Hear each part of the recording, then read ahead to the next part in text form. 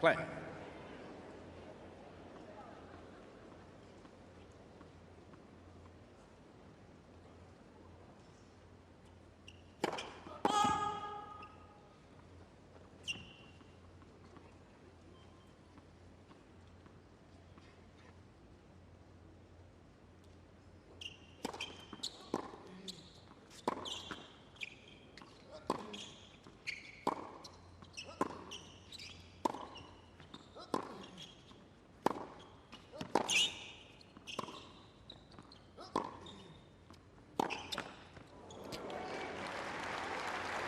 Is that the perfect way to start a match when you're out on a very unfamiliar, huge tennis stadium against one of the marquee players?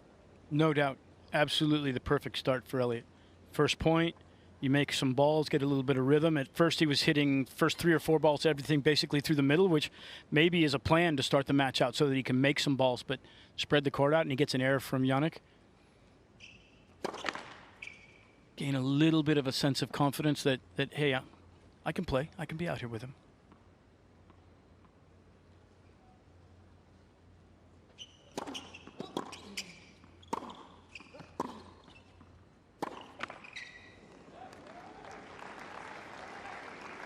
Love 30. Couple of errors and Jannik going to the towel.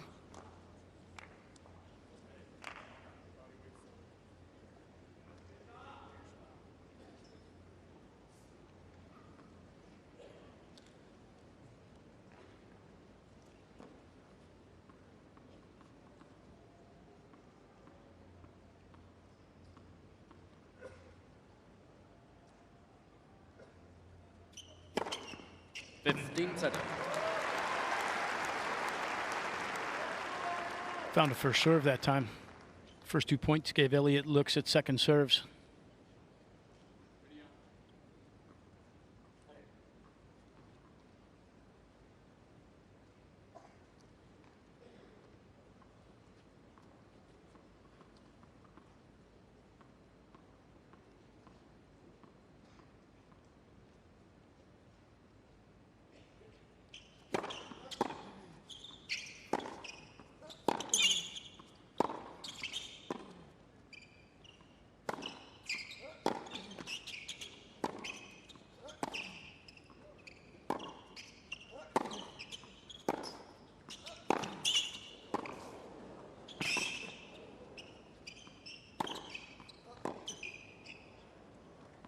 They both come to play.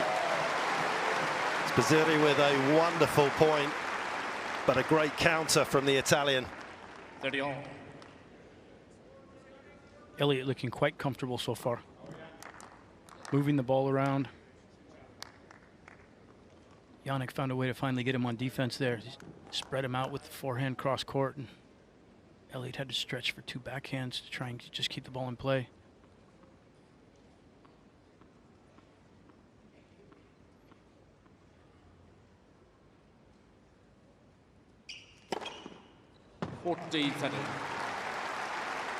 Another first serve to the tee.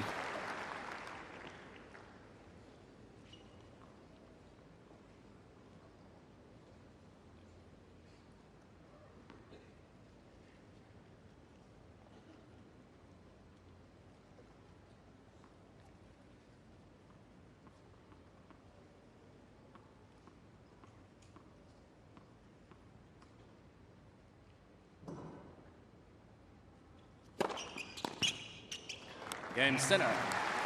One of the most improved shots over the last couple of years, the Jannik Sinner first serve, and it bails him out of a little bit of trouble at the start of this match, still yet to be broken at this year's Australian Open. Someone who may get broken by the sunshine, I think, is courtside with us, Colin Fleming. I am indeed courtside. And yeah. How's it feeling out there? It's hot, but it's not extreme. Yeah. You know, the forecast for the really hot weather to come in maybe 2-3 hours time, towards 3-4 p.m. So look, there's maybe a chance for Sinner to try and get this done in relatively quick fashion before it gets too extreme, but I get a sense this is actually a great day for Spizzirri to play Sinner. I think with their backgrounds, which I'm sure, you know, Brad can lean into it a little more. I think he will actually sort of thrive a little more in the heat than Sinner might. So if we were playing in a sort of 24, 25 degree day, Eliot I think he would have Spizzirri. less of a chance. But there's that question mark, can Sinner handle the heat? I know he had a bit of a struggle last year, didn't he, against Rune? So I think that's a fascinating dynamic here. It's hot, but it's not extreme just yet.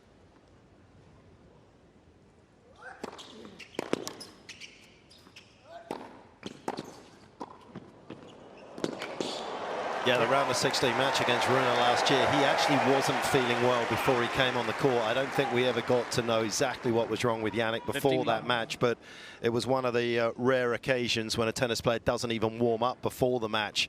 When he went out to play, Rune had that 11-minute medical timeout, managed to come back, and actually Rune ended up getting a little bit of a problem towards the back end of that. The Greek sport one probably a little bit more interesting.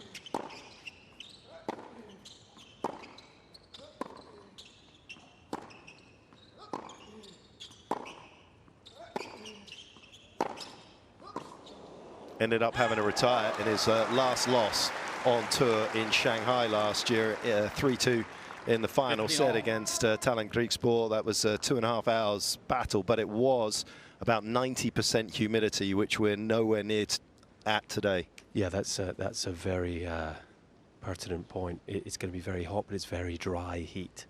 Yeah, almost no humidity, which will help these two players.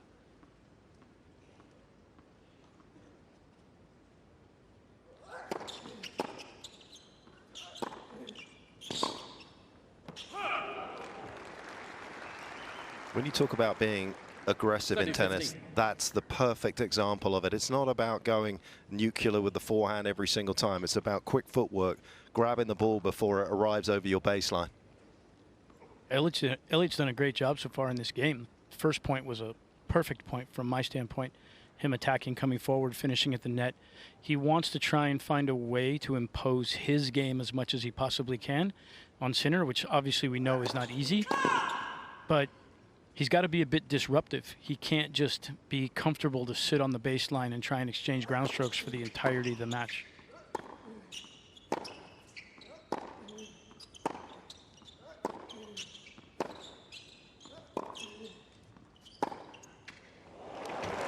Because that's what happens. And let's not forget his last full season on tour in 2024 when he didn't have the ban. He closed out with the 3rd best season ever on hard courts, 55 wins and just 3 losses. Only person to get better seasons on this particular surface was Federer in 05 and 06.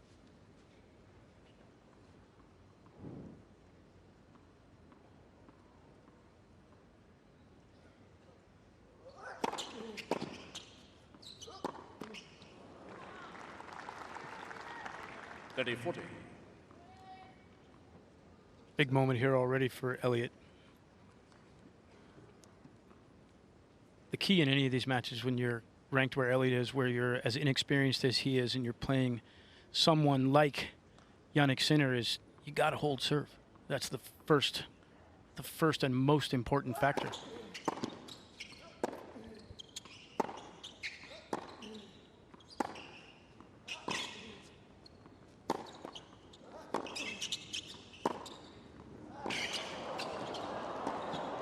Game, Sinner. A sentence, Brad, that is a whole lot easier to utter than actually achieve. 100%. And where he's getting hurt there is that Sinner's obviously spreading the court and putting Elliot on defense, and Elliot's having to cover a ton of court. He's got to do a little bit better job from those defensive positions with his depth. If he can't get the ball deeper through the court, it gives Jannik all kinds of time. And we know how accurate it is and how heavy his ground strokes are, and it's going to be hard for Elliot to keep up. Yeah, first impressions, you know, the ball speed for Sinner from the back of the court a lot higher. You know, let's be honest, it's higher than most players, but Spizzirri, I think he's made a pretty good start. A lot of balls in play. You know, he doesn't look overawed by the occasion, but that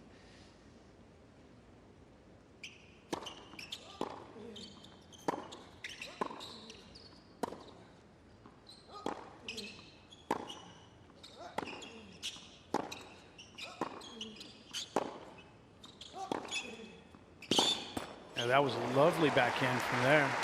yeah, he hit that well. impression I get from courtside is that, you know, there's no doubt he is fit as a fiddle, isn't he? And you know, you can sense the industry from him, but it looks a lot harder work than watching Sinner strike the ball. He looks a little more tense in his body. He's muscling a bit. Sinner just loose as a goose, and it's noticeable, the ball speed a lot higher for the Italian.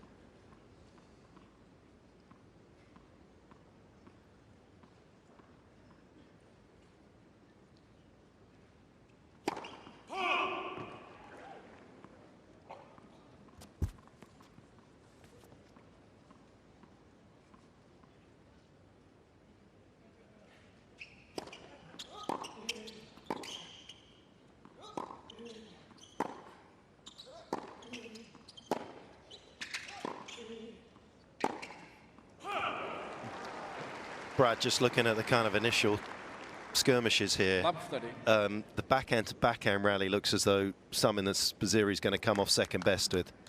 Doesn't look as though he's got the same wrist lag as Jannik does on that backhand to be able to generate the same amount of pace. Yeah, well, that's one of the things, as Colin mentioned. I mean, I think that when Elliot first came out on tour, the book on Elliot was that he wasn't a big ball striker, and the question was he going to be able to pick up his pace enough to be able to do damage at this level? And we see that against Jannik.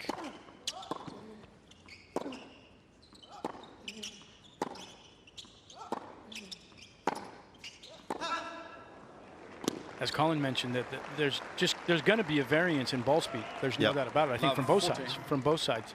I don't think that backhand to backhand is necessarily the one to just pick on. I think it's going to be from both sides, and that's where, from Spizzirri's standpoint, depth becomes so important. You can hit the ball a little bit slower. You can hit the ball with a little bit less power.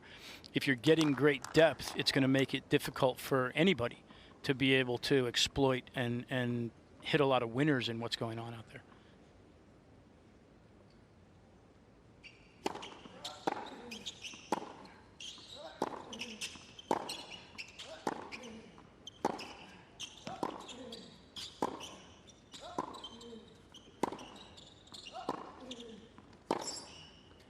There's that depth that Brad was talking about, and for the very first time, Jannik Sinner is broken at the Australian Open.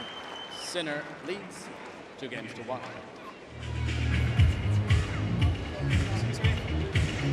And the serve was the one thing that he took away from New York that needed to improve, and he had done an incredible job of that. Broken just 7 times across those 3 titles at the back end of last year in Vienna, Paris, and the Tour Finals. This is what the ball toss looked like in AO 2025. It was drifting a little too far forward, a little too far to the left in many ways. AO 2026, as he's come in here and he's kind of just made this nice adjustment. It's still a fairly lowish ball toss, but you can see it's gone about 20 centimeters higher, giving him a little bit more time to get up to it.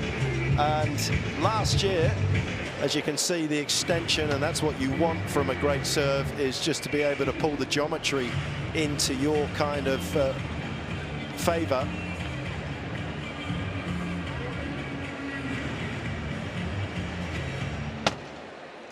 Time.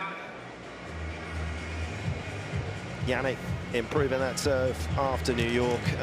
Under 50% of the first serves made in that final against Alcaraz at Flushing Meadows. That was something that he and his team, Simone and Darren, went off and worked hard on. And there you can see US Open throughout the course of the tournament. It was just around 55 since the US Open. He has been an incredible 67%.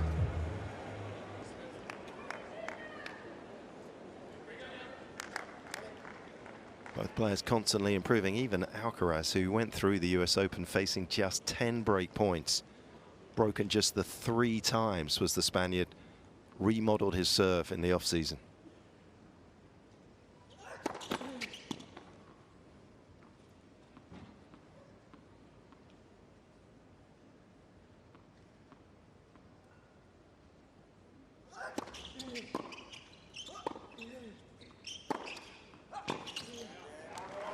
Brad, I just wonder, knowing Elliot and his team as you do, Lap 15. you know, fascinating insights tactically. I just wonder, how much do you think he and his team will have discussed the conditions today, the heat, and possibly Sinner you know, a little question mark. Will he be uncomfortable in this heat? Do you think that's part of the plan? Maybe trying to lengthen the points? Well, I think that's part of Elliot's plan in general. He's a bit of a grinder, counter puncher. He relies a lot on his legs.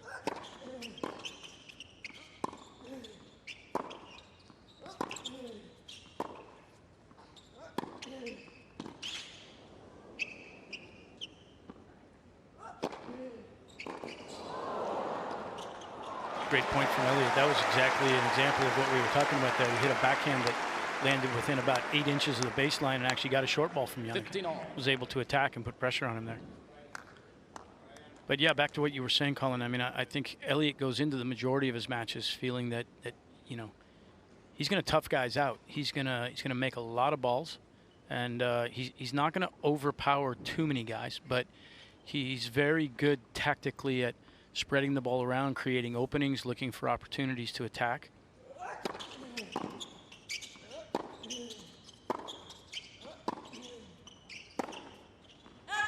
And I think, as most guys are that play that style of game, he's a tough kid in the mental area. He doesn't back down. He'll dig really hard on big points and won't give you too much. He looks like a pretty good guy for Tommy and Ethan to have done their preseason with.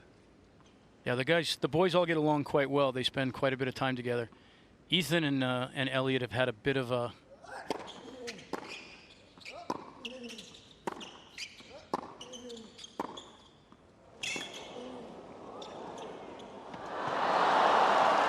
That was a great backhand from Jannik and a really good job by Elliot to defend there and make him have to play another ball. 14-15. Yeah, Ethan and Elliot have had a bit of a rivalry through college, even though Ethan was only in school for 1 year. They played, I think, 4 or 5 times while they were in college. And Ethan got him the first couple times they played, and then Elliot got him the last 2 or 3. And so they've always had good battles, and they respect each other enormously, and they're very good friends. So Tommy's the peacekeeper. Tommy tries to beat up on both of them in practice. I bet he's pretty good at doing it. He's got to keep his advantage as much as he possibly can. Nice. Keep the little guys down, eh? He had, not this last year, but the previous offseason, the end of 2024, he had Elliot and his coach, his development coach, Patrick, out on his boat fishing, and Elliot didn't bring anything in. He was pretty disappointed. That's because he's got bigger fish to pull in. Jannik Sinner today. Right out there. Petch is on top of it every time. Patrick's been a huge part of Elliot's development, hasn't he? Grew up in Connecticut, but spent most of his kind of time training at Flushing Meadows at the USTA facility there. Good ripping. There is Christopher Williams. He's worked with a number of players. Zachary Schreider, Luisa Chirico. He's been TCU women's tennis assistant coach. He's been Tennessee's men's tennis assistant coach. Ryan Williams' cousin.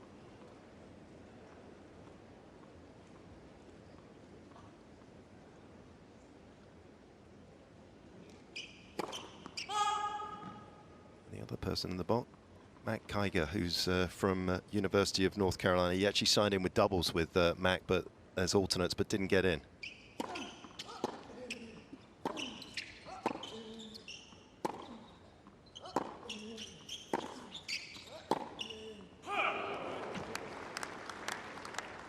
I like what I'm seeing from Elliot so far. You've gotta give him huge kudos for coming out here, being prepared, not being overwhelmed by the situation. Down a break, breaks back, gets a good hold there. It's got to settle in. You're starting to feel like I'm out here for the competition, and I can play with this guy. I forget a little bit about his aura and his history.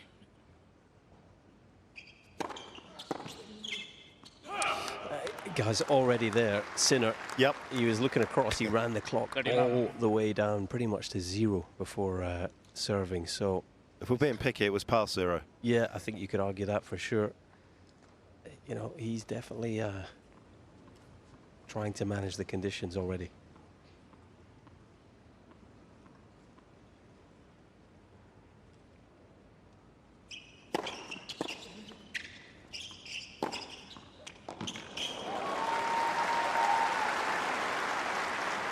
That's what he's looking to do. It's a little serve +1. I wonder whether some of the unforced errors that we've seen already from Jannik's racket, he's up at 6, is because he is trying to keep the points a little bit shorter because of the conditions. If I'm being honest, it hasn't hit the kind of heat yet, and I know it's probably coming, that players would be too concerned about in general.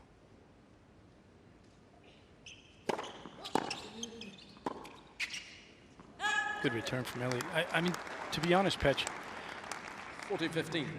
tennis is played in these kind of conditions quite a bit throughout the year. It was sweltering in Shanghai this year. Cincinnati is always really hot. The U.S. Open can be really, really hot.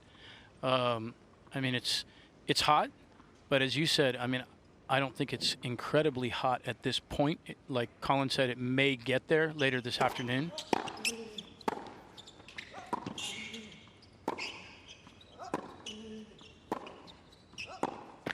Game Sinner. But we're definitely not there yet.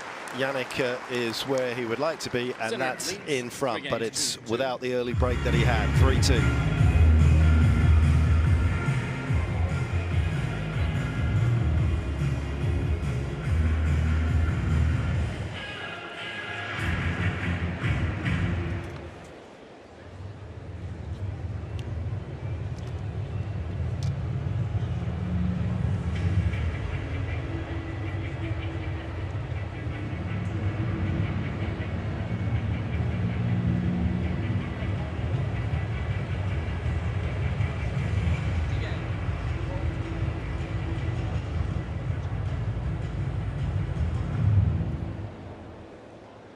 Here, movement inspires.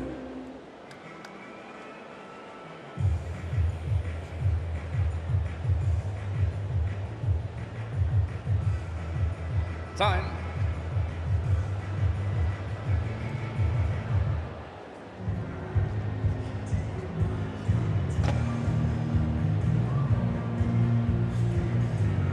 Definitely a day to be by the water, though, no question about that. It may not have peaked yet, the heat, but down by the Arrow be very nice, or even maybe over at St Kilda as we settle in for this third round contest. It was kind of a nice full circle moment for Eliot Spizzirri, wasn't it? He kind of first came to prominence at that little Mo National Championships that you have in Austin, Texas, invitation only tournament, isn't it? Yeah, it's you play sectionally and then go to regionals, and then there's a final, and that's a great little event when you're 10 years old. Your boys won it, Tommy. Did Tommy win Little Mo? He did. I mean, that was well before I was with him, so I'm not taking any credit for that, and I actually didn't know it. So, but yeah, it's you know, a little bit of a precursor when you do well in that kind of an event when you're a kid, and it shows your commitment and your interest in the sport. Delay for now. We have a technical issue, so trying to fix it. Technical Okay, issue. It's a bit hard to understand you, but we are waiting.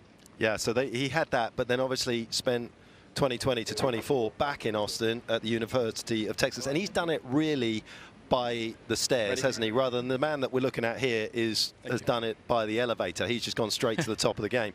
Elliot has literally done it from college. He's then gone and won 3 futures. He's won a couple of challenges, and now he's making the inroads, as we saw in Brussels and Auckland, on the tour.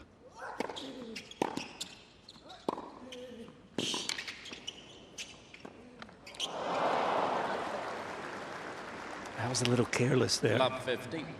Absolutely. Didn't get his feet, his legs engaged, did he? Yeah, the first ball that he did the damage on was a good play, and then he tried to create some space away from the bounce, but I thought, if anything, he should have come over that last ball. Maybe couldn't create quite enough space.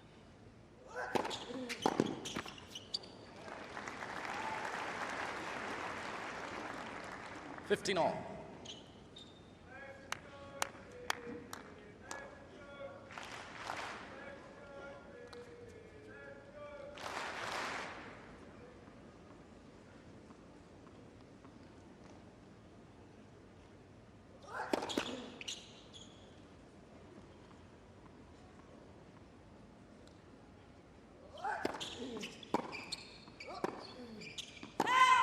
$15-30.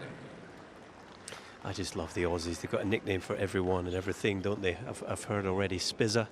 and Spitzy. So it's never longer. It's never longer than the actual name. It's always shorter. Everything. Yeah, Brizzy, Melbs. There's certainly a few characters in here that want to try and encourage him and get him into this match. I like Spizza personally. Yeah, we all call him Spiz. Okay, even shorter.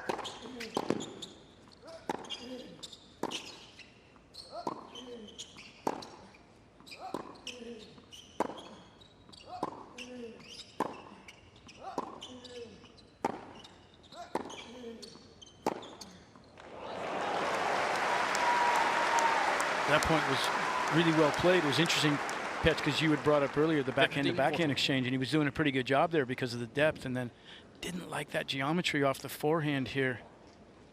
Maybe thinking that he was going to surprise Sinner by going back that direction, but that was definitely more of a cross-court ball. Sinner able to just stand on that one and hit into the open court for a winner.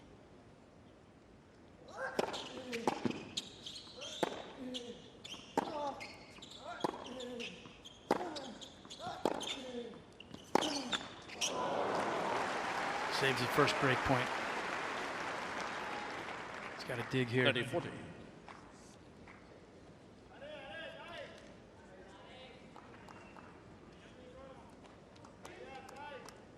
This is the same thing we were talking about before. If you're in the Spizzirri camp, it's all about holding serve. Got to get through these break points and find a way to stay even.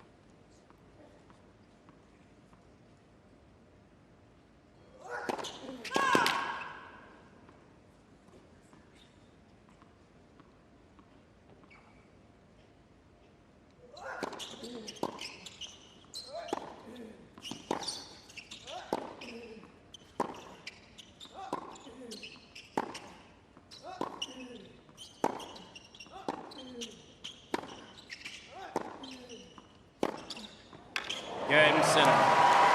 A little sizzle from Sinner. And a special delivery from the world number 2. Puts him ahead 4-2. Jannik's Sinner rally leads pace 4 games to is so big to start with, and then he just stepped on the gas on that last forehand. Absolutely crushed this ball. Caught that at the perfect moment, didn't he? Yeah. Look at that, a lovely little sort of replay there. I'm not sure if that was animation or it was the actual vapor trail that came off.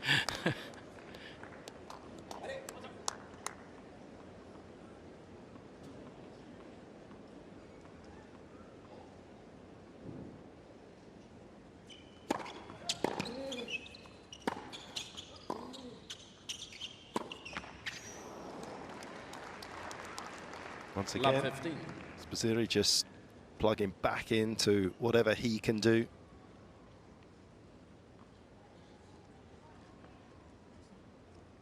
You know he's going to have to play a fair amount of both neutral and defense. His defense has got to be extremely good in this match.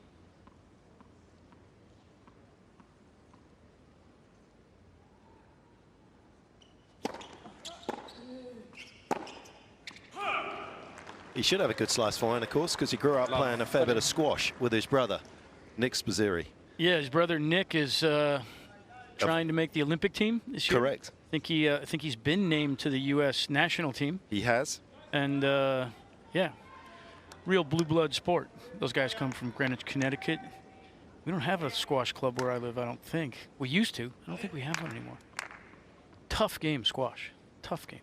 I'm sure Elliot must be pretty good.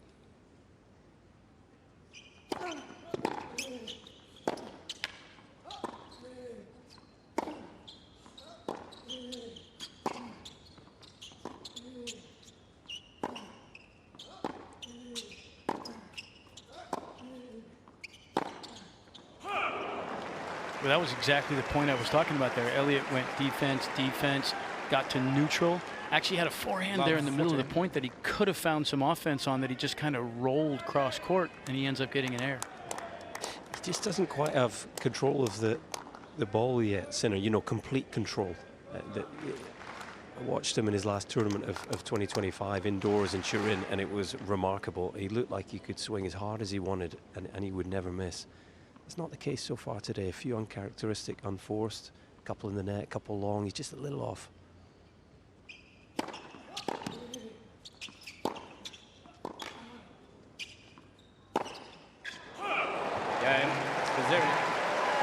Well, are we all surprised? Yes, Very. a little bit, without a doubt. Sinner leads 4 games to 3. You've all played. Great effort from Spizzirri. Really good effort. It'd be easy coming out on here and going down an early break and getting overwhelmed. He hasn't been at all.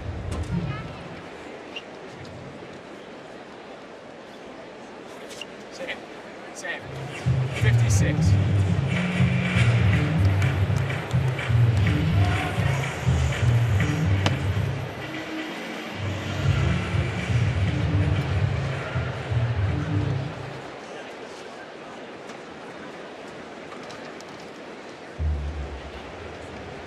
Jannik's got all the cooling materials working at one time here.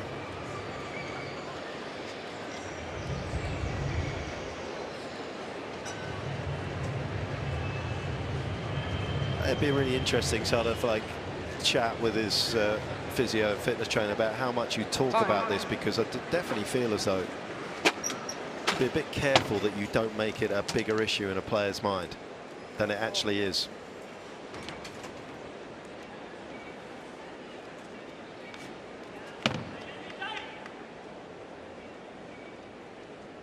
Couple of slow-mos of the forehand that has just been a little more erratic than he would have liked, and of course they don't make it easy to win these competitions over 15 days now, and obviously through very different conditions at night when it's cooler, particularly in Melbourne. The other night it was not that warm at all against James Duckworth, so you get used to those conditions, a little heavier, having to swing a bit harder.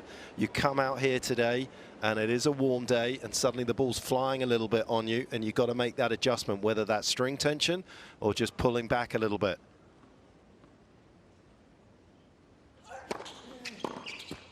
Brad, I heard Spizzirri, the sit-down, send a racket back to the stringers and ask for it at 56 pounds. Is that his normal tension, or maybe go up a pound or two on a hot day like this? You know, I don't know what his normal tension is. So, but on a hot day like this, it's kind of normal for the players to go up just a little bit in tension. I think what you were saying before also, Colin, I mean, that's a relationship to Jannik maybe not finding his range quite yet, because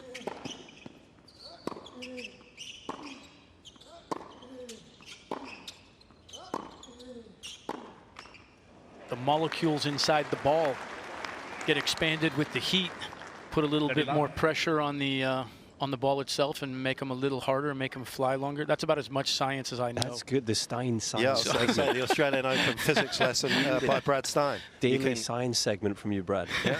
I'd grab it that on YouTube later. Just wanted to use the word molecules. Molecules. That's the first for me. First arm. But we do know the ball does fly a little bit more. The hotter it gets, the harder the ball tends to feel coming off the strings.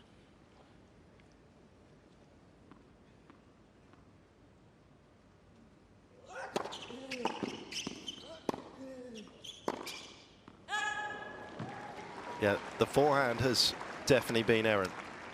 It is usually obviously the shot that's going to go on and win him the match, but at the moment 13 unforced errors, and he's missing at the moment 1 in 5.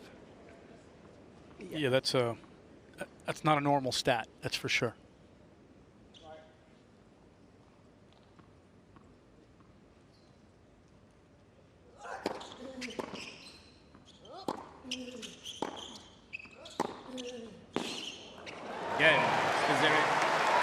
Sinner not too worried about games, just points right now. Yeah, that was the best offensive ball that we've seen Spizzirri hit, other than coming forward and knocking off volleys. But from the back of the court, that was the best offensive swing that we've seen come off his racket.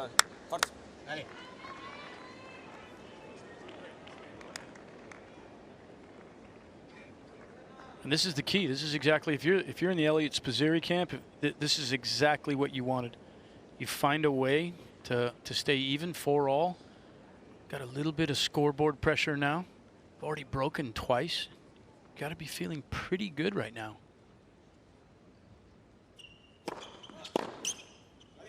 Temperature's really starting to climb out here. You know, when they warmed up, I would say the ambient temperature probably 32, maybe 33. I think we're already a couple of degrees hotter than that, and it's climbing. Yeah, I just saw the heat index now for the players that they use is at 3.2. I think when they started it was at 2.1. I just think if Spizzirri can somehow win this opening set, we could have a really interesting story in our hands here.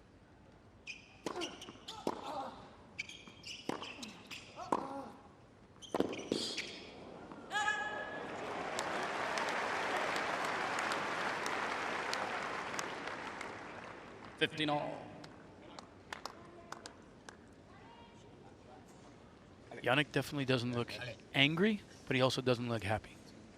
Looks a bit inside his own head in my mind with his body language and where he's at right now. Whether that's about Spizzirri or whether that's about the heat or whether that's about himself. Obviously not striking the ball the way he would want to be striking the ball.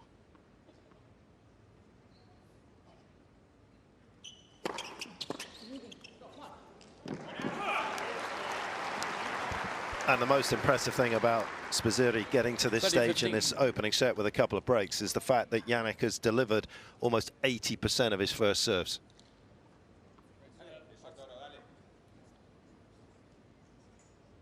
Yeah, with that, Elliot to have created 2 breaks.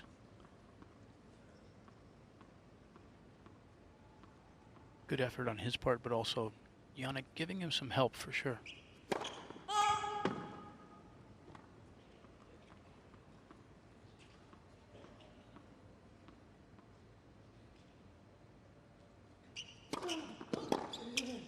What a return. That is absolutely brilliant.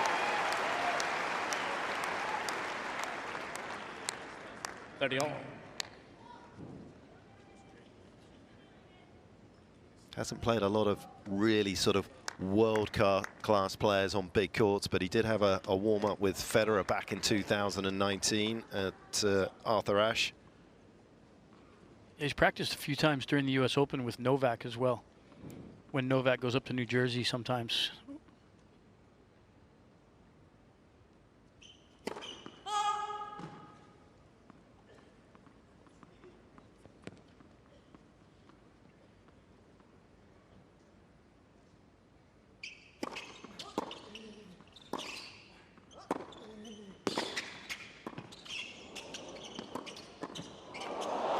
And he's got that as well. He cannot miss.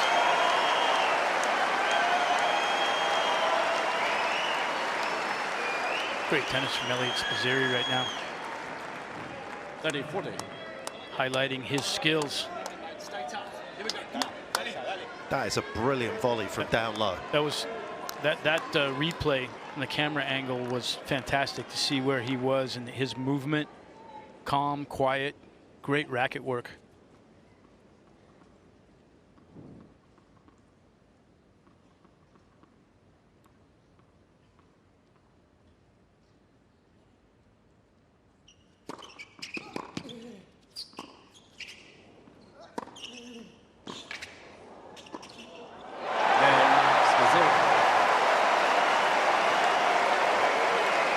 World class, absolutely world class from the American. He'll serve for the first against the world number 2. 5 games to 4.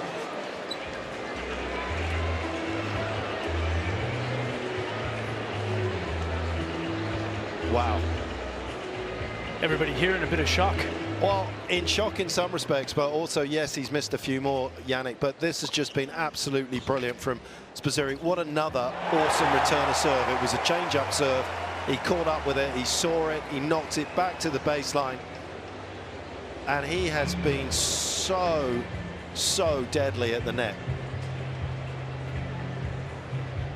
And apart from anything, it's difficult to get to the net against the long rangy shots of Sinner in general, but he's already been up there 5 times and he's won 4 of those points. Yeah, and it's like you said, that started with the return. It's hot. Incredibly deep on that return, got a short ball and was able to attack out of it.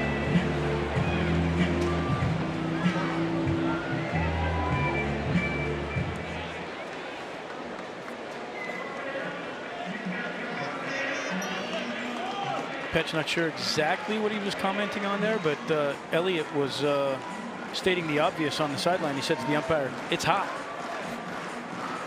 Well, his tennis has been hot. For somebody last year that won the category of most service games won, Jannik, 92% on his second serve. He was at 60% virtually. He is won 1 out of 7 today, the Italian. He held serve 92% of the time last season, Sinner.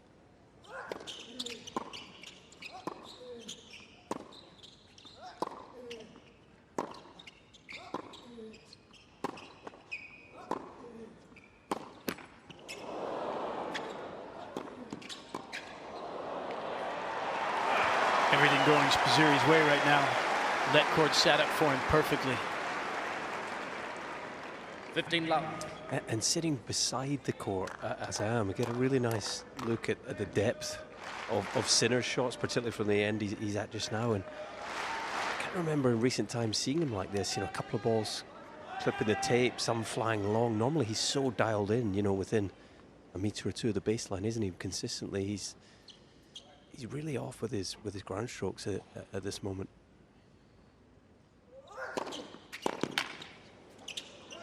You know, often though, and this is where you've got to give Spizzirri credit, a lot of players come out here and almost offer up a set and a break because they're so overawed. They try and overplay, hit the ball harder than they probably need to or can, and Spizzirri's given him nothing.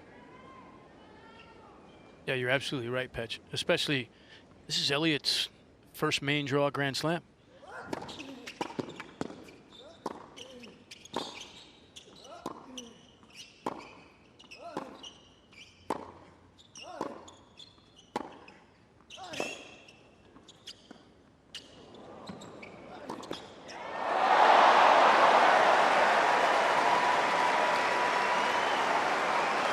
Drop shot came out as almost a short lob off the racket of Sinner. 40 love. Crowd's loving this right now. Underdog story.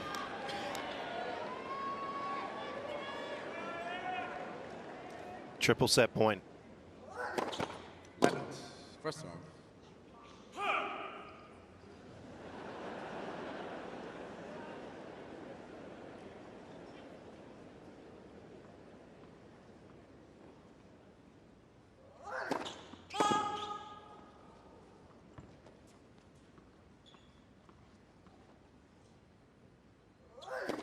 Let second serve.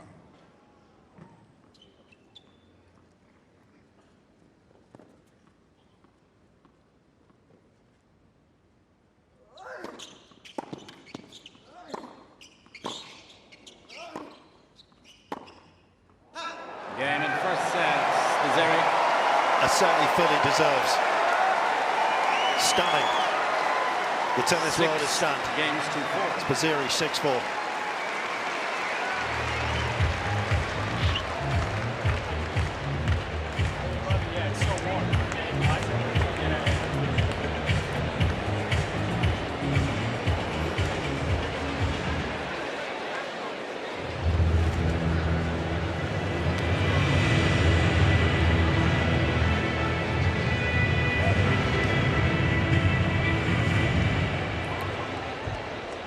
Doesn't change too much yet, Brad, but it changes a little bit in Spizzirri's mind now that he's managed to grab that opening set. He has something very tangible.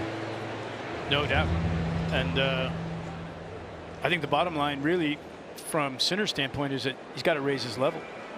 This is not a level that we're used to seeing when we watch him on a regular basis. And he's helped Elliot a fair amount. Up a break twice. Broken back immediately both times. That's very surprising. And he's going to have to pick his level up.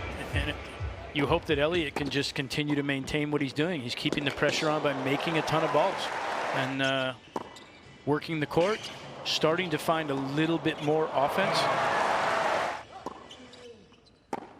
Just keep making him work.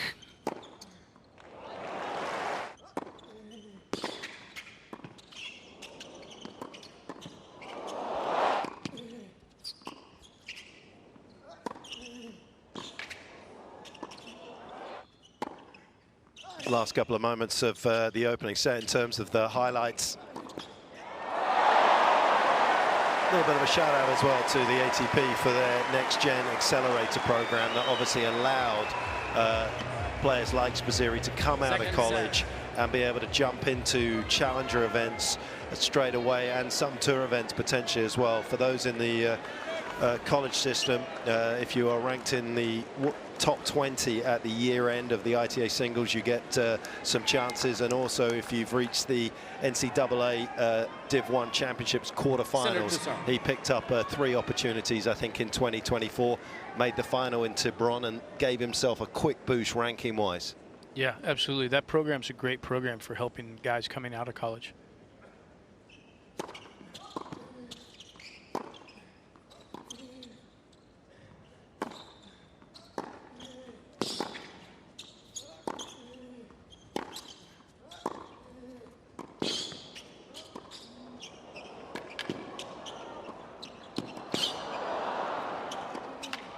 It continues to go the Americans' way.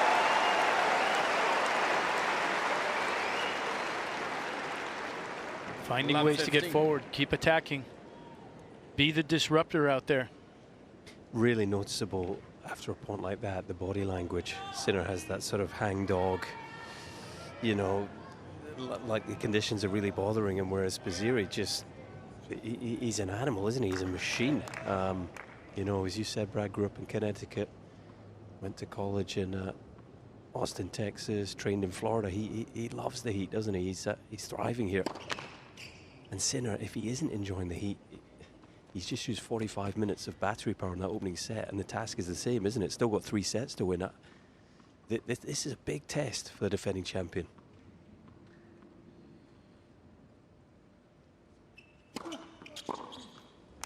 Yeah, and Colin, Greg Sharko, our resident stats and information guy, just said that it's only 18% humidity out there. It's like you said, it's not crushing out there really. No.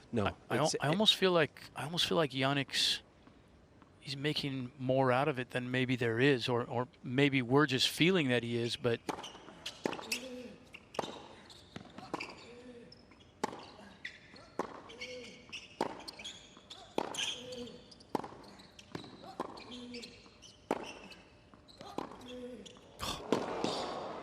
Nicely done.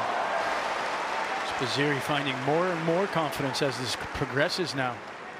I just wonder, Brad, I mean, you would be able to speak to this, and, you know, players preparing for matches. I wonder if he's walked onto the court a little nervous about the heat. Because of last year, you know, we mentioned a couple of matches that were tricky for him. He did his preseason in Dubai, so some heat in the air there, but not as hot as this. And yes, it's not humid, but it is very hot. It's easily the hottest day of the tournament so far.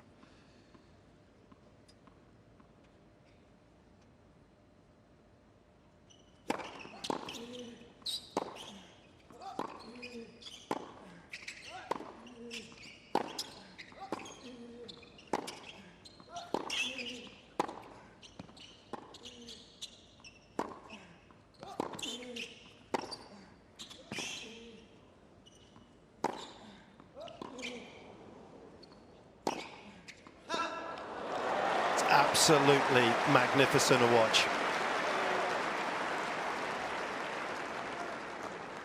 15-40. To me, tell me if I'm wrong, Colin, but to me, Spizzirri looks like he's freeing up even more. Yeah. Like he's swinging with a little bit more aggression and creating a little bit more of a physical ball right now. I thought he started the match very well, but there was a little bit of tension in his body as he was producing his shots. That seems to have gone now. Yeah, there's a little bit more on his ball. It doesn't feel like he's getting bullied in these exchanges.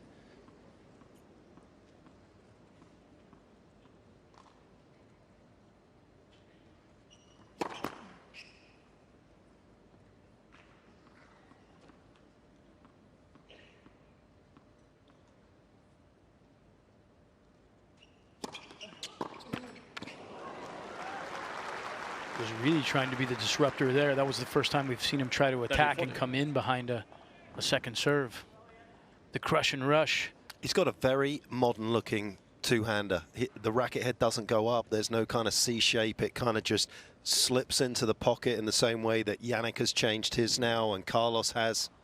I think that's a progression that Elliot and his team also made, Patches, that they made a few little adjustments in his backhand. It used to be a little bit more circular, and he created a little bit more shape and rotation on the ball, and his swing has become much more simple.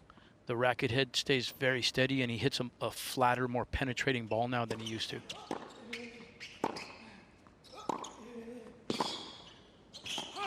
Again, Spizzirri. And he's the one that's changing direction so quickly. It's usually Jannik that loves to kind of quickly take you down the line and open the court up. First game, second set.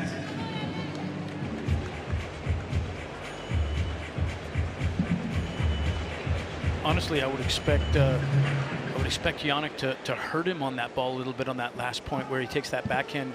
And Elliot's at or even a little bit outside the singles line there and defending down the line, and you would expect Jannik to really snap that off cross court and do some damage with the ball, but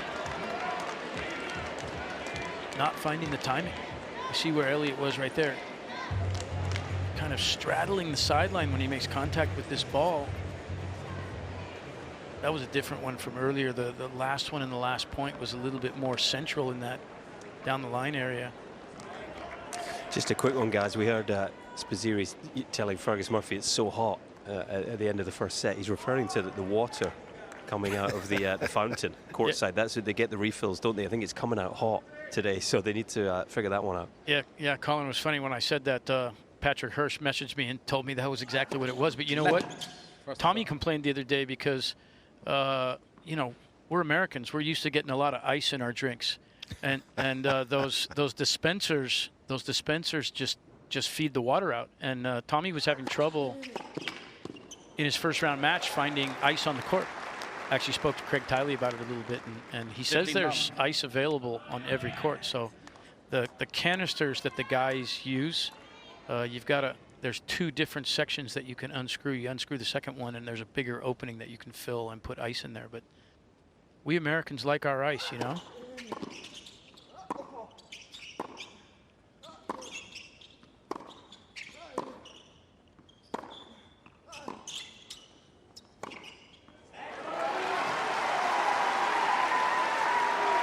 He is going to have to find a little more patience, Sinner. That was the perfect point. It was another great point from Spizzirri in terms of depth. Look at the depth from the American in this rally. I mean, that's 3 perfect balls. That's just too good from Sinner. That's what we expect from him. Fast, long-rangey, flattish shot.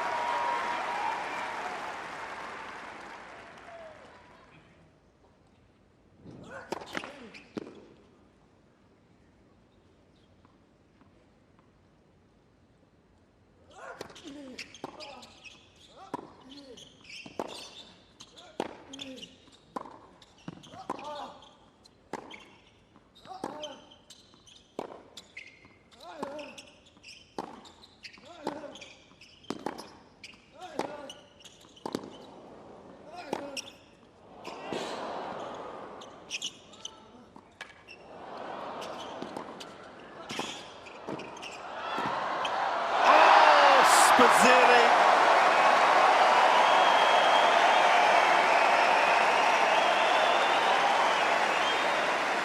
That was absolutely spectacular. That's what the people come to these matches for. 30-15. Through the middle portion of that point, I was just thinking to myself, Elliot looks so comfortable. So comfortable. So comfortable. He's just finding his timing is right on. Contact point is so perfect on every ball. Not getting lost with his feet on anything.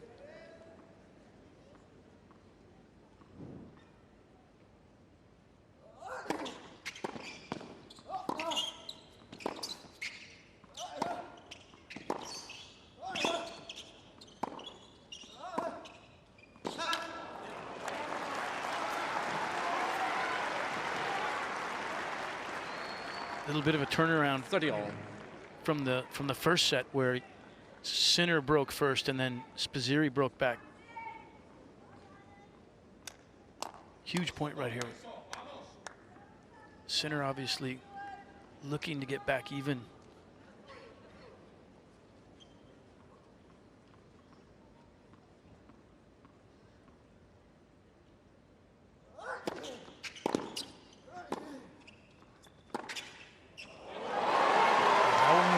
of a bluff.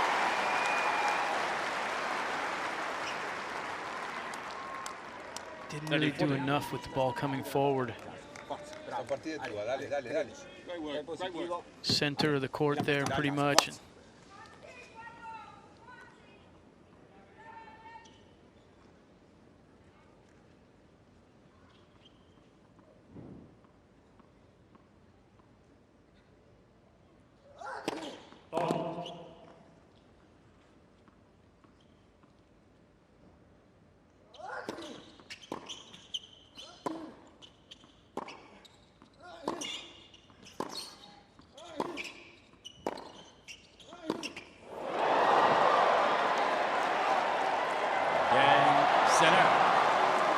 Sinner finds a way back quickly into this second set. That is a rare mistake off that forehand side. I think that number from Spizzirri is just 4 missed forehands in the entirety of this opening 56 minutes. I believe he's hit 100 forehands and he's only missed 4. Against somebody that you have to inject a bit of pace in. You can't just roll it in. That is rock solid tennis from Spizzirri. Sounds obvious because he broke, but that was a better game from Sinner. It was noticeable. You could hear it, you could see it. He was starting to find his range again on the ground strokes, hitting with more authority.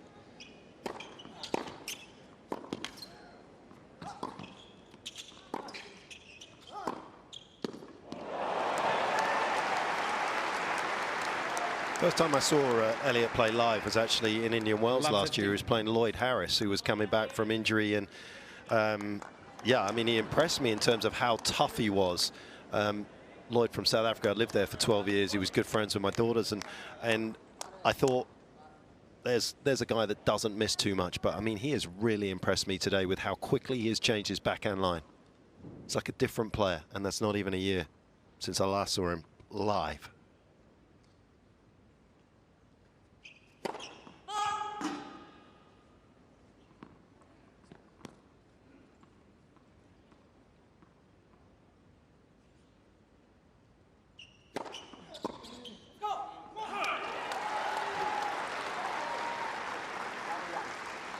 That's one of the first second serves we've seen Sinner play to the forehand. Thinking a little bit now, trying to find some ways that he can exploit what's going on with Elliot, because I think from the back he's not quite sure yet where he can find a hole. Elliot's not really giving him much of anything from either side of the court right now.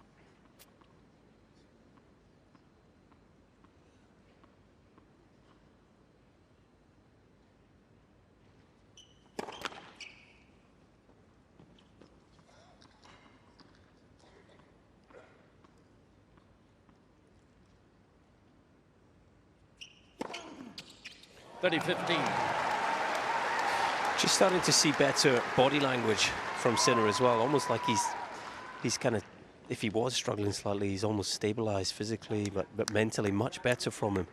See, heard a couple of forzas, a couple of fist pumps, and just a little more spring in his step. The sort of hangdog look is gone for now.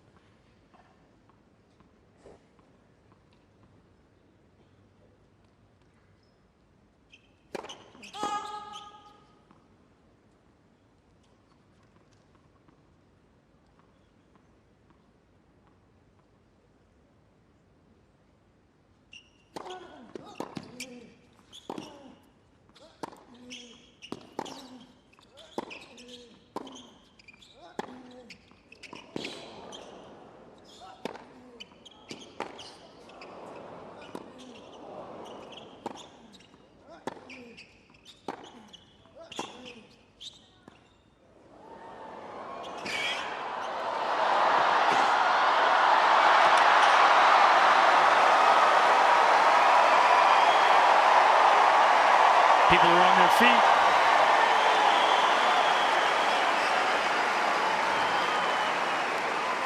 So they should be. It was a brilliant response from Spizzirri, but even better from the world number 2. He is having to find his best tennis out here.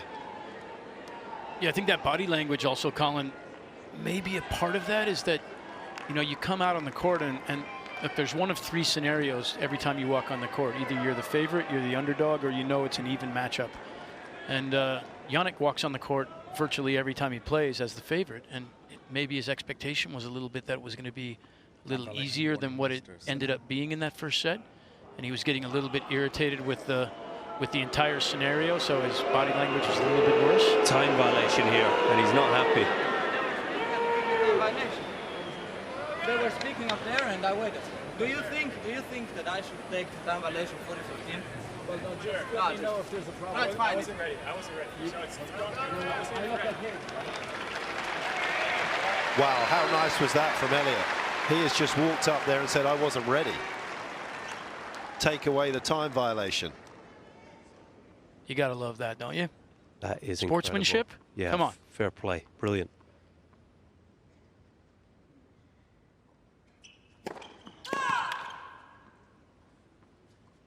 You know, I like Fergus Murphy a lot. I thought that was unnecessary after the amazing point.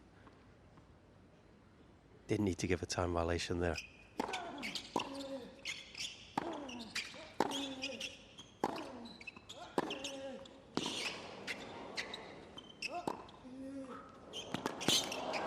What a clever little shot from Spizzirri. Yeah, I agree, Colin.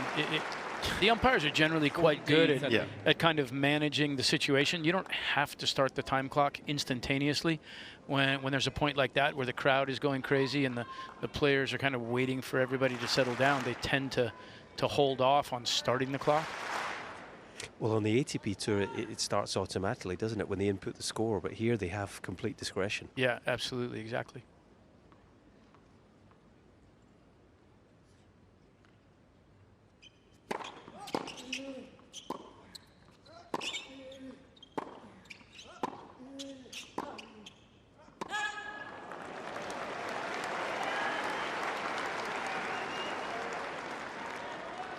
Deuce. He's always had that DNA in him, though, Spizzirri. Talked about that Little Mo competition. He didn't win it, that national championship, but he did win the sportsmanship award there. Came third. It was a big week for him. Where do you come up with this stuff, Petch? How do you know he won the sportsmanship award?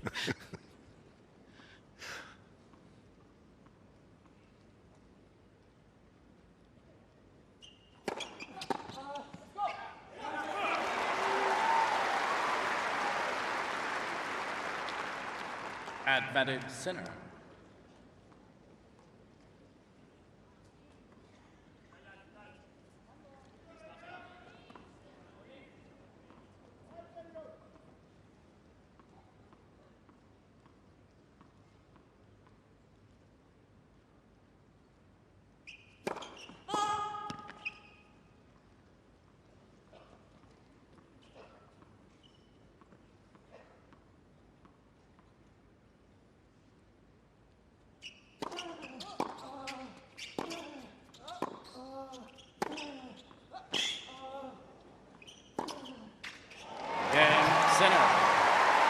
That is a determined looking world number 2. Having to fire his best to get past the American. 2-1 Sinner, second set. All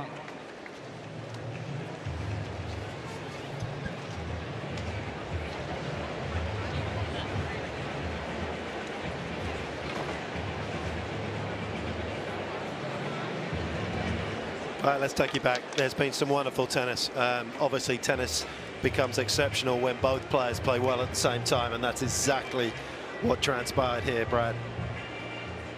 Great touch. Elliot moving back towards the center there to cover, and Sinner played an unbelievable little angle there behind him. The racket work, slow motion, getting to see that racket work at this level is so much fun. How steady the racket head is there from Elliot. I was thinking Federer played a fair bit of squash in his younger days, eventually stopped playing a bit, but certainly translates well to the tennis court.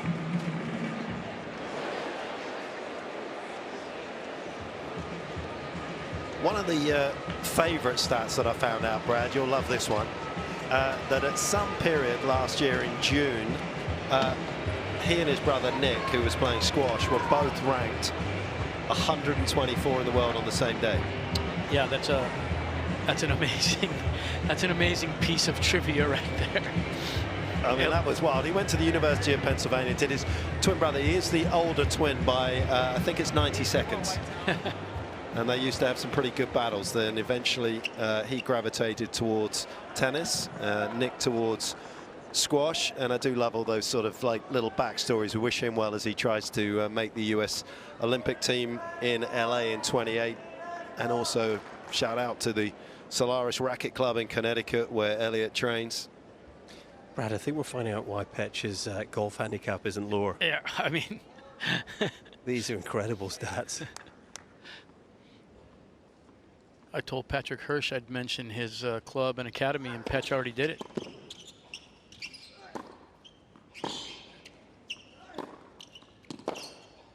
Bravo, Petch, excelling yourself today. But these are the you know, the heartbeat of tennis, you know, that sometimes I think are unheralded. They're not spoken about enough, but without them, there's no Eliot Spizzirri. And I love the fact that he stayed with his development coach, Patrick. I think it's so important to understand where strokes have come. Brad's talked about the little tweaks that he's had on the backhand.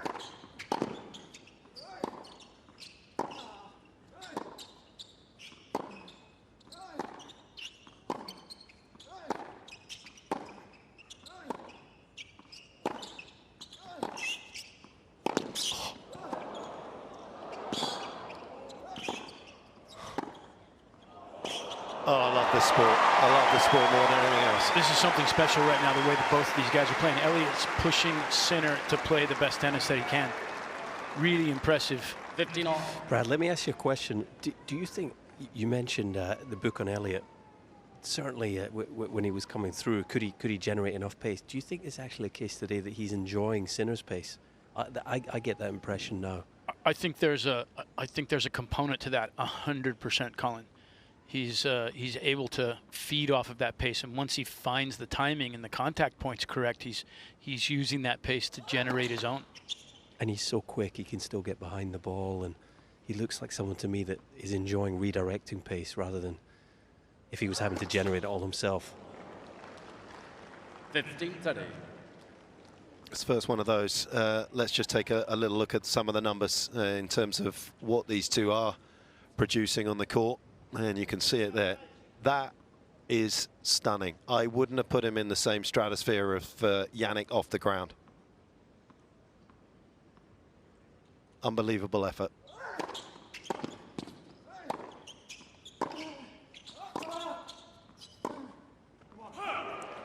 And that's got to have bothered Sinner as well, because coming into this, he would have been told that he's going to dominate a lot of these baseline exchanges through sheer pace and depth. Just hasn't transpired. Yeah, absolutely. And that was my point before, that I think in the first set his body language was maybe based a little bit on the fact that he was sort of frustrated that Elliot was playing at the level that he was playing at. And I think now he's building a sense of respect for what's going on, and he's recognizing that he's got to produce his best tennis. I think both guys.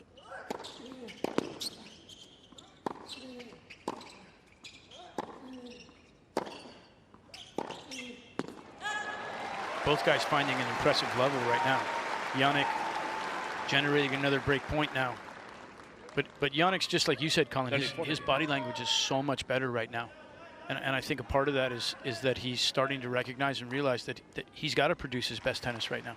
And I think that you produce your best tennis as a player generally when there is an air of respect between the players on the court.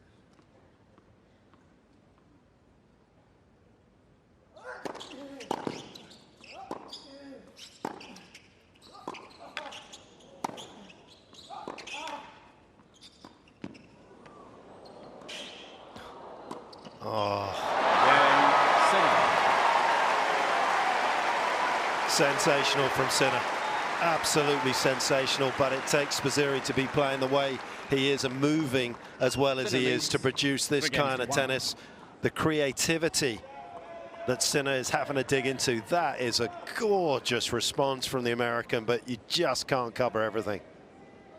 And that was set up from Jannik also based on depth of the ground strokes just before that. He penetrated a backhand that was probably 3 inches from the baseline. Elliot wasn't quite able to get enough depth back, and you got Sinner standing inside the baseline with so many options, played the drop shot.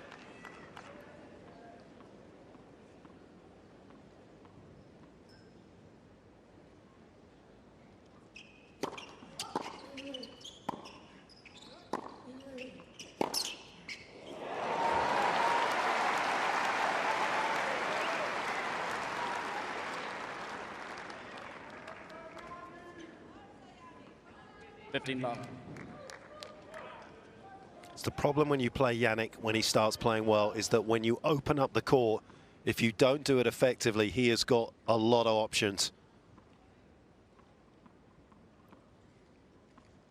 And you've got a lot of baseline to cover.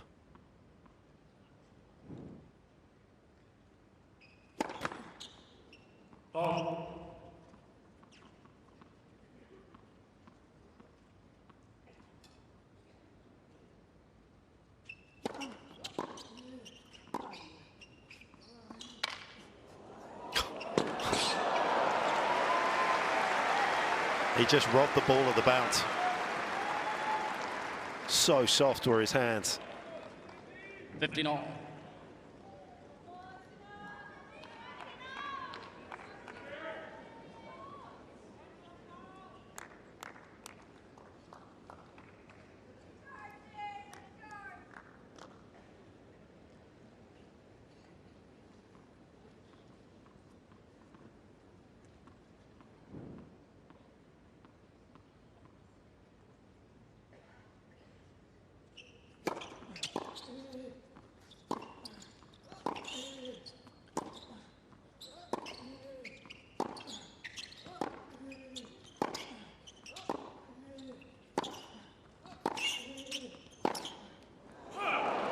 Yeah, there's no easy points today. And that's what Elliot creates in general for the vast majority of his competition. No easy points. He's going to grind. He's going to battle. Both players making use of the shade at the back of the court. One of the benefits of being on Rod Laver Arena, and they're smart with the roof, aren't they, to shade the stands as much as they can, to give the players a bit of respite. It's definitely getting warmer out here. I think could be 36 in that sort of range, degrees Celsius. Well done. I just looked, Colin, and we're at 35, and the heat stress scale is at 4 right now, which when it hits 4, there's a required 10-minute break after the third set. The other thing to add is at this time of day, the end Sinner serving from the sun can still be a bit of an issue. So he's definitely, you know, the players are having to manage the sun from that end as well at this time of day.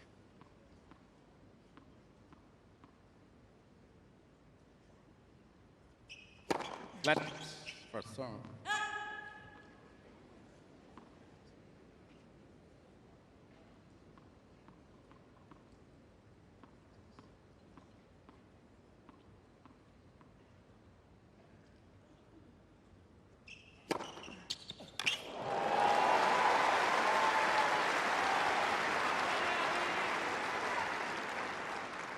You get the sense that Sinner changed in the second set once he went down that break. He was almost playing to allow Spizzirri to lose to him. And now he's recognized that he has to get out here and win. 100%. That body language after that serve, 30-all, trying to consolidate this break, looking over to his team, little fist pump. He's engaged. He's fully and completely engaged because he knows he needs to be. Elliot's giving him everything he can possibly handle right now.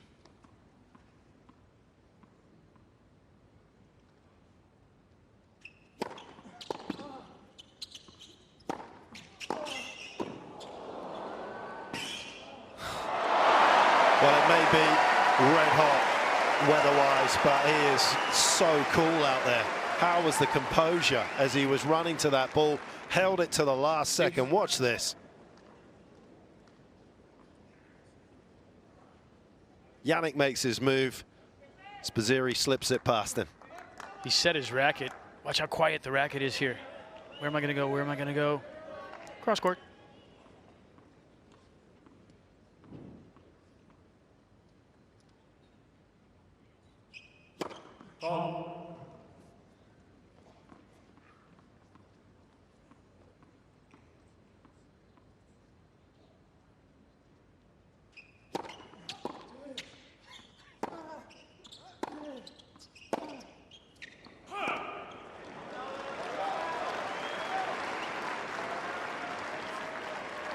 Advantage, Spizzirri. That's how hot it is. All kids can't even put their hands on the surface out here on the hard court.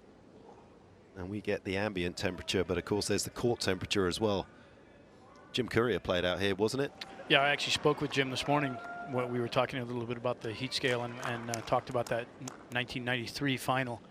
And the air temperature was at 40, and they actually checked on the court, and the temperature just rising off the court was actually 150 degrees in Fahrenheit, which I think I looked it up as 65.5 in Celsius. It's important, the 0.5, when it's that hot. 100%. That 0.5 is what really put it over the top.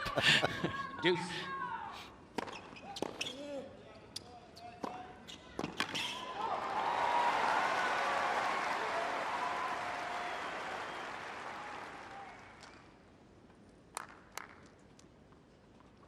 Can Sinner shake off the challenge in this game?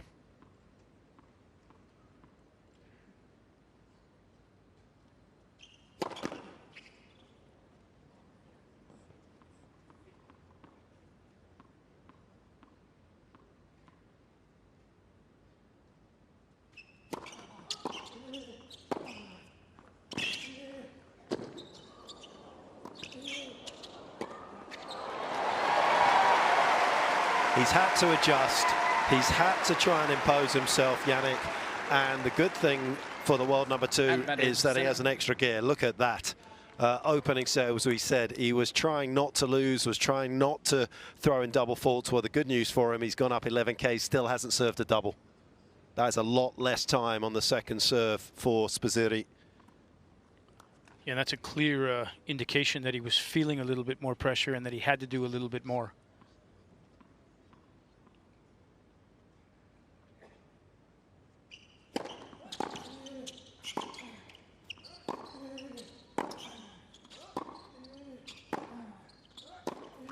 And on that number alone, there's been a huge shift. Sinner won just 1 point out of 7 on his second serve in the opening set. He's at 7 of 12. 4 games to 1. And he extends his advantage in this second set, 4-1.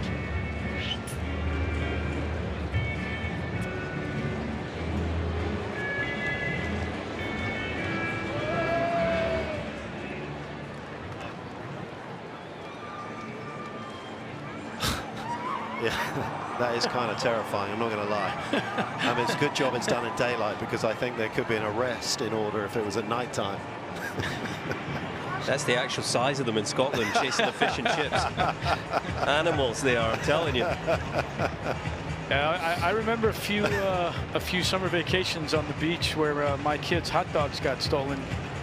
If you turn your back for 1 second, they're aggressive. They comfy in Scotland, I'm telling you. Don't just take your food, they take your arm as well. I'll tell you what, whoever's in there is tough as nails. Are you kidding me? On at daylight today? Yeah. Time. Unless the tail's ice.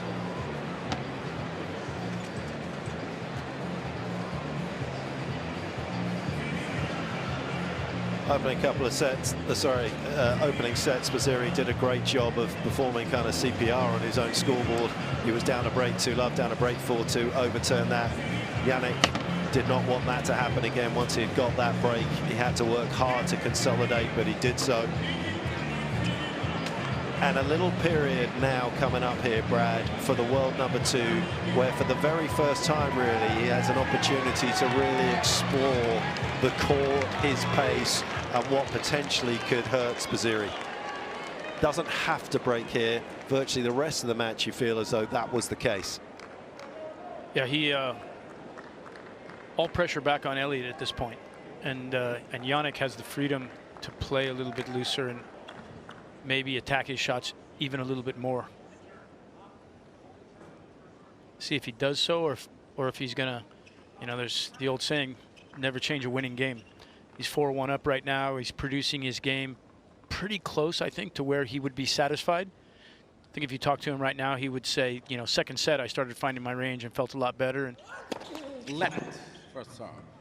maybe just want to stay right there and keep asking questions of Spizzirri now that he's down a break.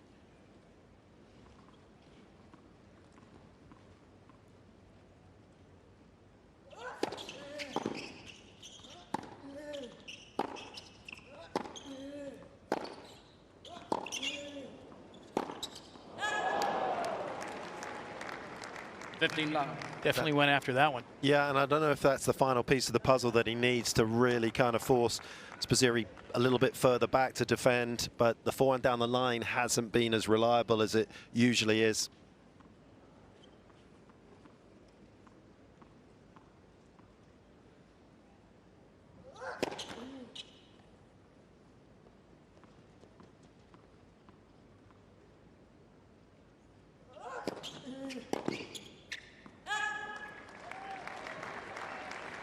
Dirty love.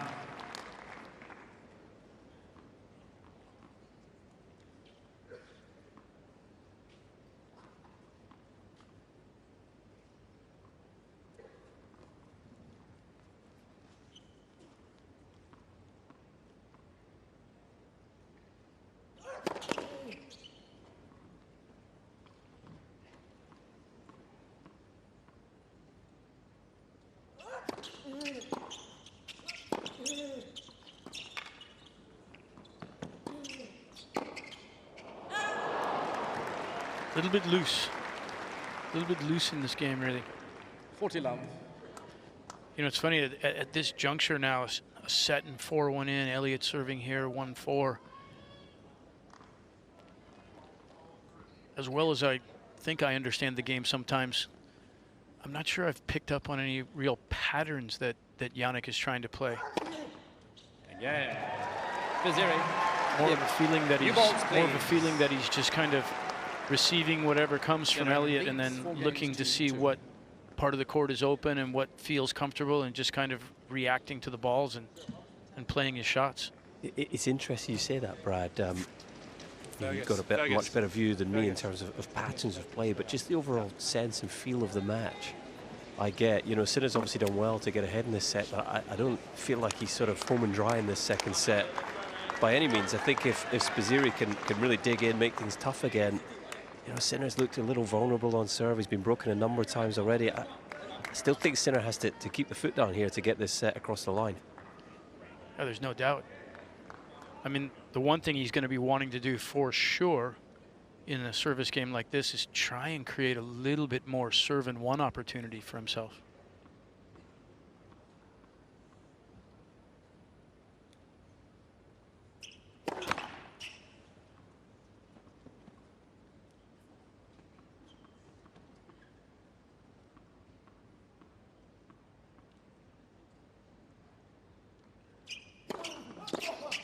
I guess what I'm trying to say, and maybe not doing a great job of it, but you know, sometimes you'll see a top player, they'll lose a first set and it looks like a bit of a slow start, but then once they get on top, you think, okay, there's an inevitability now about the rest of the match. I don't get that feeling. That's what I'm trying to say. You know, even if Sinner were to win this set, it doesn't feel like he's dominating the match. Not yet, anyway.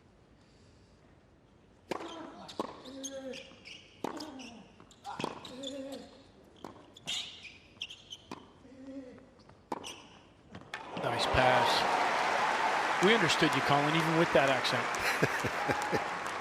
Hopefully subtitles for the viewers at home.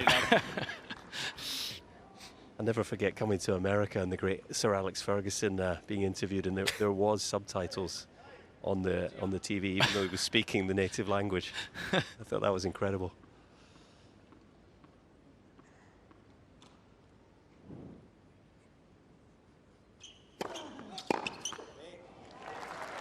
Good serve there. 40 love.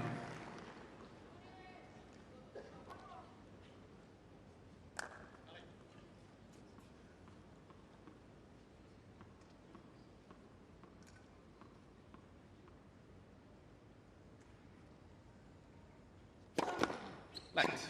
sir.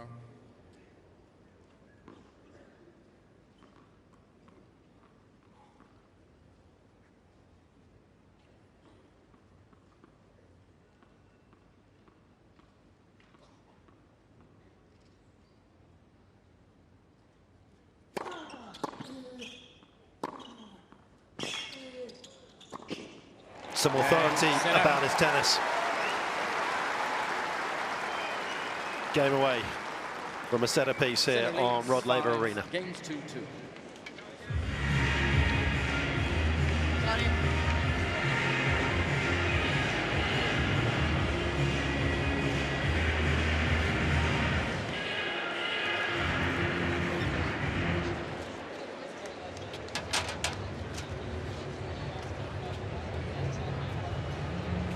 Lovely look at some of the athleticism from both of these two players.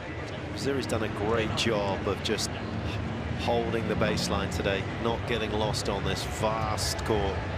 That was one of the shots of the day. Old school grip.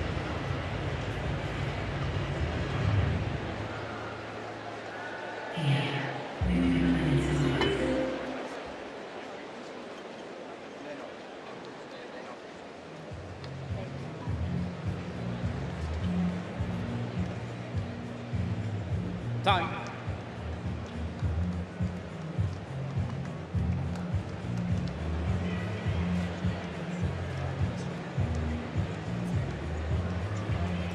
Two of the powerhouses in men's tennis currently. Italy continuing their dominance of the Davis Cup. It's been a good time for American men's tennis in terms of quantity of players getting up inside the world's top 100. This week there are 15 male players inside the world's top 100. Obviously Italy have had a lot of success with Jannik's wins at Grand Slam, but they are sitting with just 8 at the moment. This though has just been pure quality.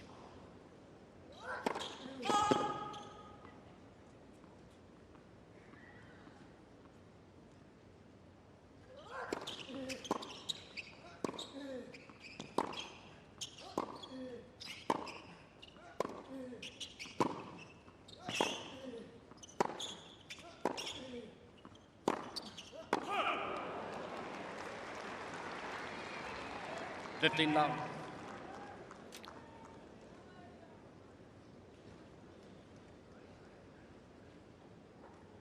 Spizzirri doing a great job in that point, absorbing pace. Had 1 or 2 balls there that he got pushed to his heel on a little bit on the forehand side, but still absorbing.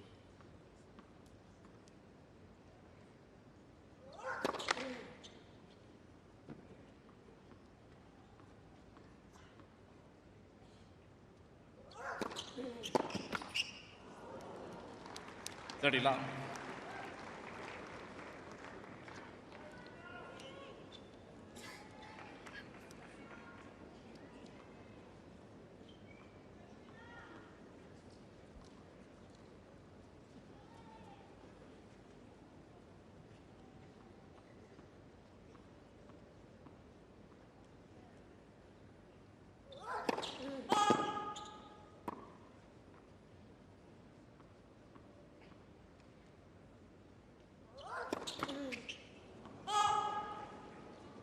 $30-15.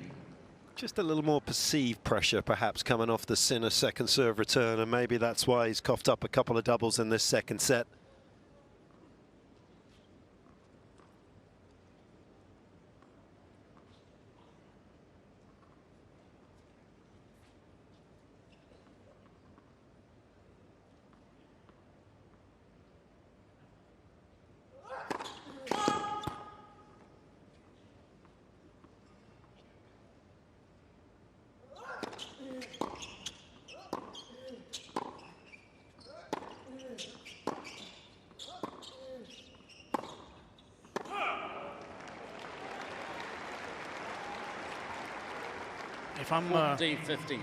If I'm in the Sinner camp right now, you know, you love the fact that you're up a break, but I don't want to be giving away free points. I want to be maintaining my rhythm, my consistency, sense of focus that I'm not missing balls.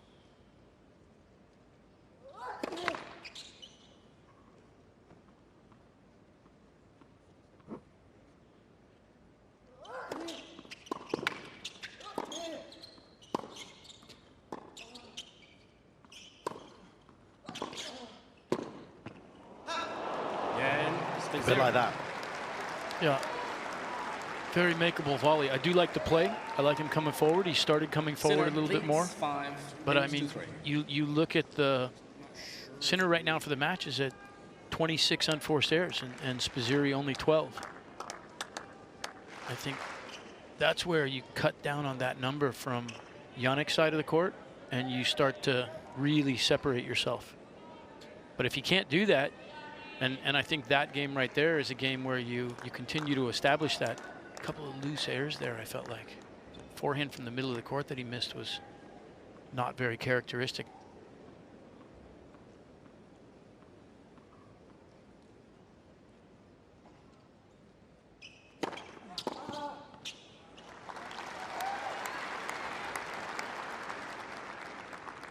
long.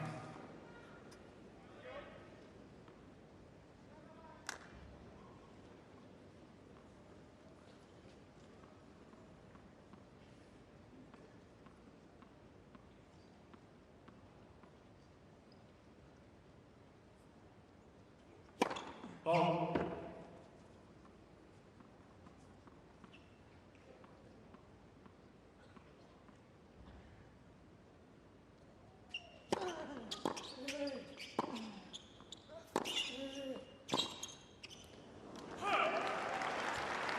Yeah, this is an untidy couple of minutes here, really, from Jannik, and you can see he's frustrated with his own kind of level. The forehand you picked up on immediately, Brad. He looked over to his camp and kind of shaking his hand out as though something got lost in the swing. Yeah, and even that backhand, you know, it's not an easy shot, but it was sort of mistimed. The ball just popped off the strings.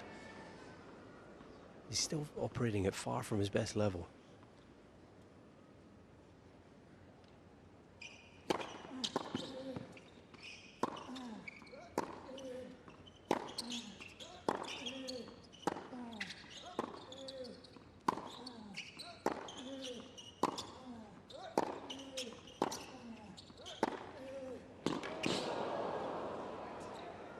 And Spizzirri has found some of his best level. And that's the problem for top players. Often, the lower ranked players never get close enough to make them human. 15-30. And that is something that Elliot has done magnificently well. And then suddenly, Sinner plays a relatively conservative point, and that just brings him right back to where Spizzirri wants him. Yeah, I think what you said there at the end is so true, Petch. Relatively conservative point there. Hit the majority, basically every ball through that point, kind of in the middle of the court. Elliot didn't have to move more than a step or so, and then it's Spizzirri who steps up and takes the risk and finds some offense. 30 all. That's one of the things right there, though, in the men's game. Serve is always going to be able to bring you back.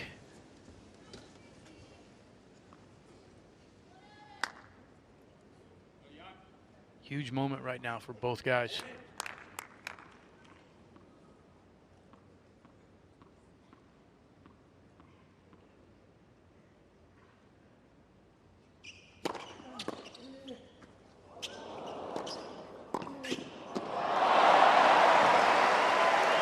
Elliot read him like a dime store novel there.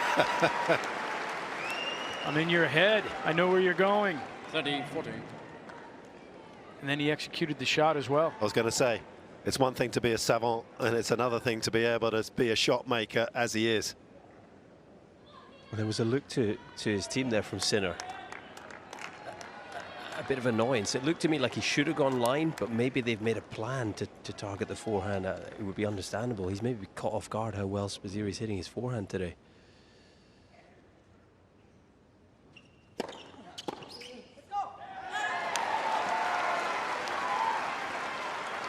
Targeted it again there, didn't he, and got the missed return.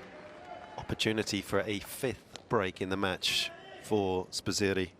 Last year, on the way to winning the title, Jannik only dropped serve 5 times in the entire tournament.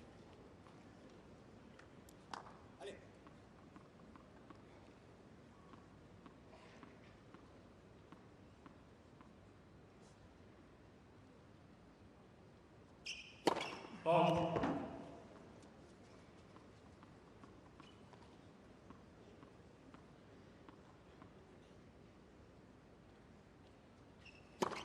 Left. Second serve.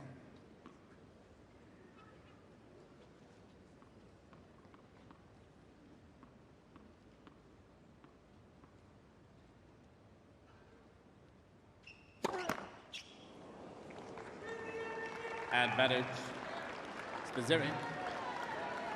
Last time Jannik was broken 4 times in a match here in Melbourne was in that epic final with Medvedev back in 2024.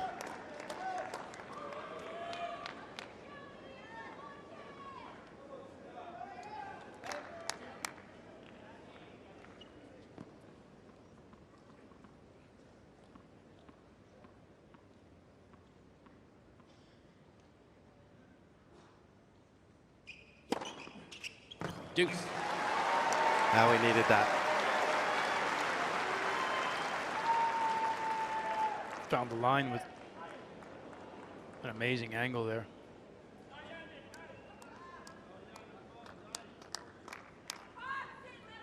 But this battle, it's giving hope, creating confidence for Spizzirri, I think. Ball. Expect him to attack this second serve. He's going to be aggressive here, I think, especially if he gets a forehand.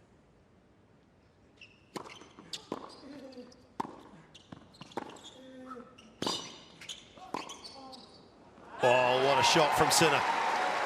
Spizzirri thought he had the upper hand. He was misinformed. Advantage. I think Elliot was actually looking to take a little bit of space there and didn't expect the depth and the pace that came back from that backhand off of Sinner's racket. Just got caught a little bit, didn't have time to make the swing.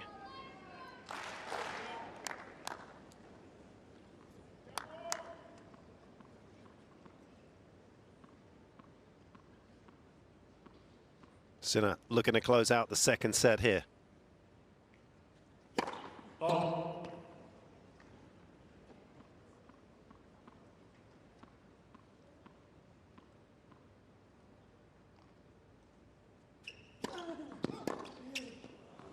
And second set, Sinner. Almost an hour it's taken 6 games to for the 3. world number 2 One to set get off. back on level terms.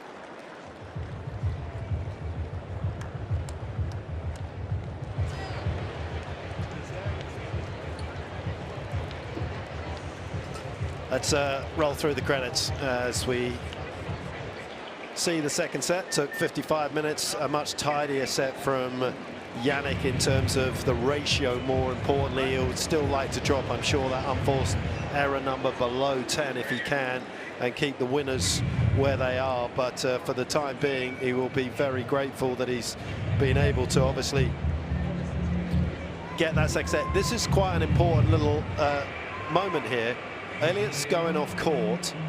He's going to get his full kind of rest 5 minutes between sets. Jannik could afford to take this right now, Brad, because the heat stress is going to make sure that the third set that is going to get a 10-minute break at the end of it. Yeah, absolutely. And I'm not sure why he's not going off. Yeah, why he wouldn't go off here. If Elliot's going to go off, I think given the heat and staying out here on the court, that I would probably go off, even if you don't need to change. Yeah, this is a. I'm surprised his team aren't telling him to get off the court here. Some excellent moments from that second set. It was really a connoisseur's kind of set of tennis, that.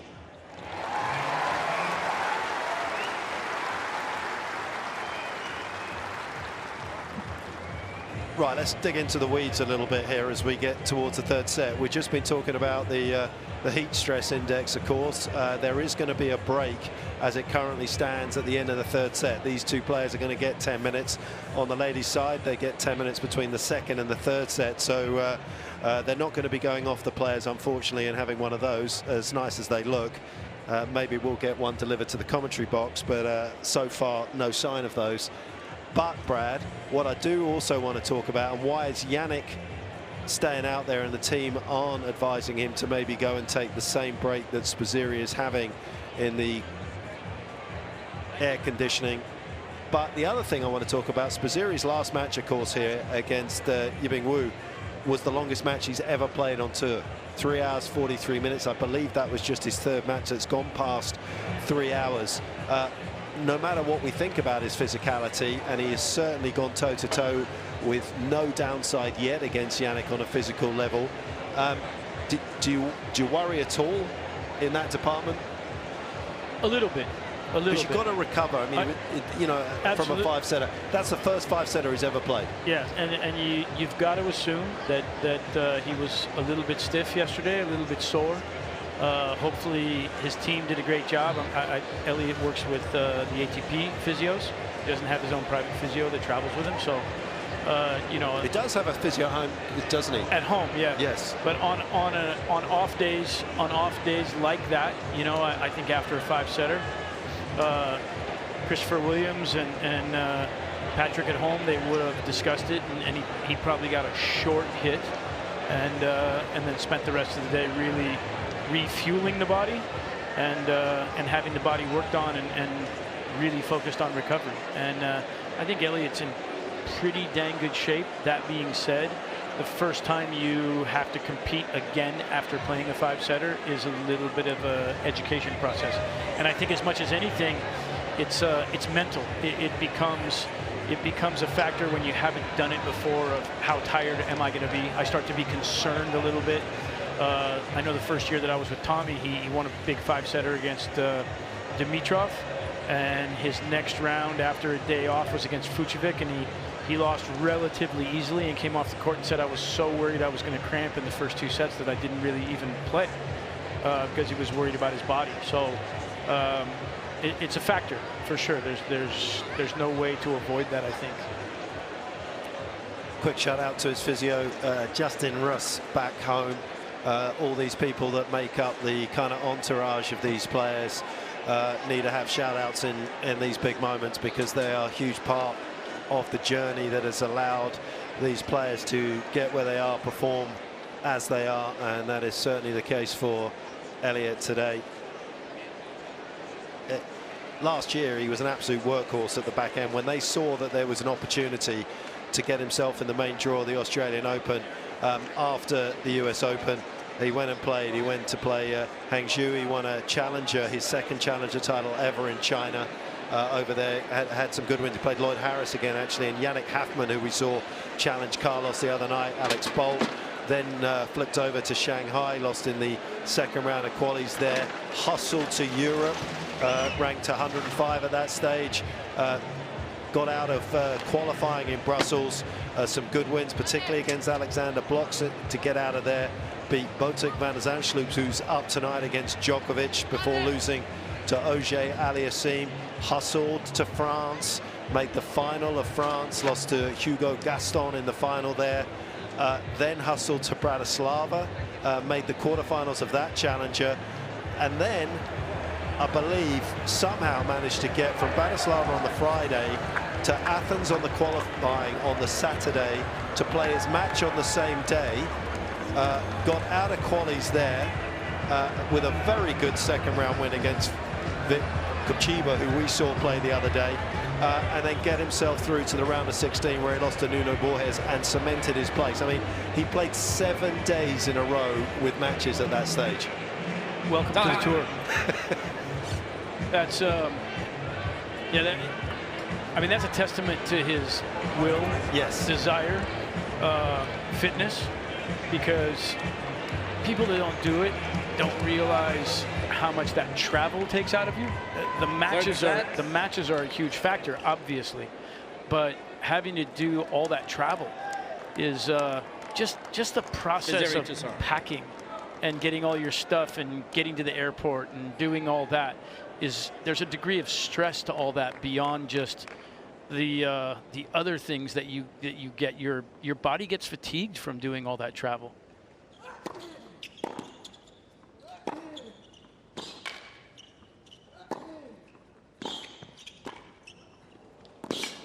Nicely done right there by Elliot.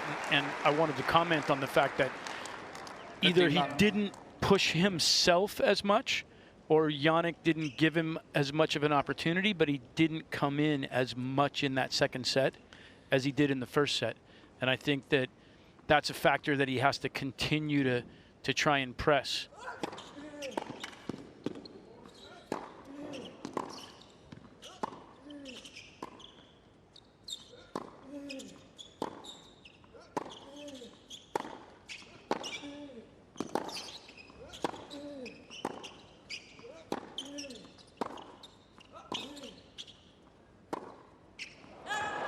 Brilliant defense. Yeah, and I'll tell you what, Petch, you know, I mentioned before that not seeing a specific necessary pattern of what Jannik's trying to do, but right there, I think we mentioned it earlier, he's targeting the forehand. He's definitely trying to break the forehand down, but it's not breaking down. And Elliot, he stood on a ball in the middle of that rally, and Elliot sent it back just as fast, if not faster.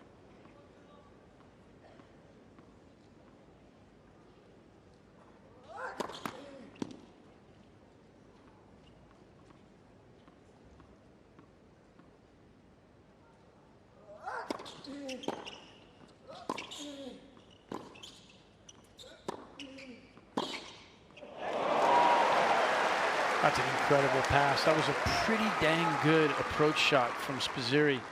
Deep in the court. Sinner gave absolutely no ground off the baseline there. Watch this how this is almost a half volley the way he picks it up.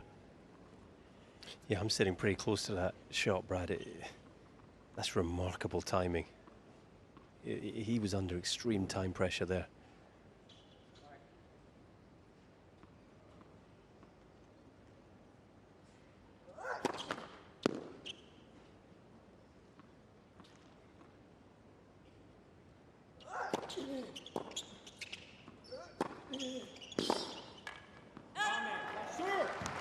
A little surprised the time Jannik hasn't kind of moved a little bit more on that second serve. He's shuffled it around the service box a little bit more on the outside, but he's been pretty predictable with that second on the juice, almost directing every single one into the two-hander of the Italian.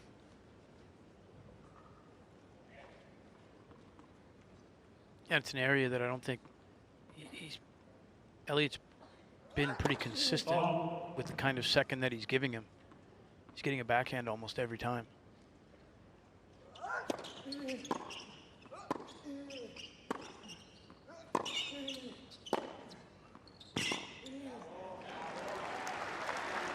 How do you guys feel, you know, the importance of this set? You know, of course, at any match, the third set, one set all is important, but I'm thinking in the context, we've got a 10-minute break after it. So I would assume that with that break, Sinner's going to be pretty strong in the fourth. And I think, therefore, Spizzirri, I would almost put this a must-win set if he's going to cause the upset.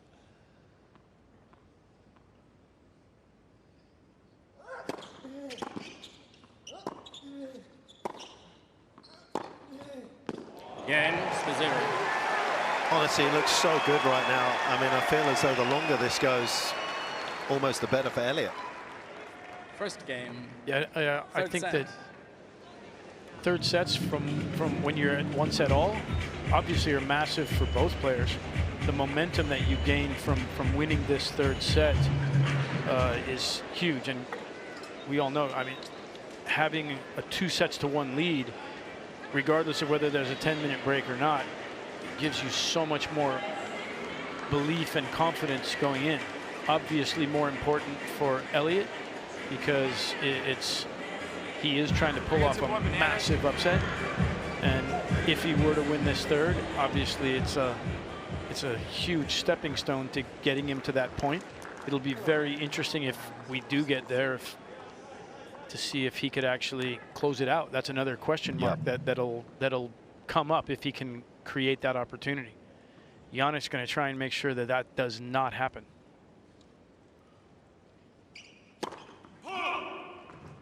That last service game, exactly what the doctor orders if you're Spizzirri. Good, solid hold.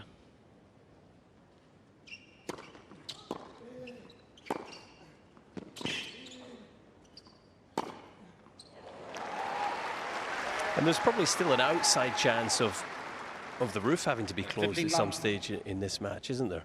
I mean, the temperature, the forecast is going to continue to climb. It's not like we're sort of hitting, you know, mid-afternoon and then it's going to fall. We understand it's going to continue to increase into the evening, which seems pretty crazy, but there's that outside possibility, isn't there, if we get to the really extreme heat. 30 love. Yeah, if it gets to 5, that's when we're going to get a suspension and then the roof shutting. And the air conditioning comes on. They And will everything play, they will changes. play to the even games if we get to that stage. You don't just stop at the moment the kind of needle sticks into 5. Try and make it as fair for both players as they can at that stage.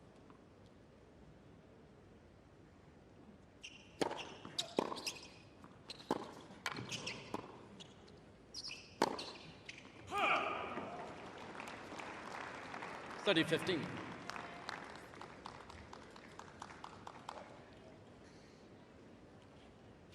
Jannik has found himself 2 sets to 1 up on 35 occasions at the majors already in his young career, and he has won 29 times. 3 of those losses against Alcaraz from 2 sets to 1 up.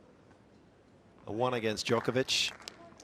The other 2 names on that list, Daniel Altmaier at Roland Garros back in 23 and right at the start of his career against Karen Khachanov.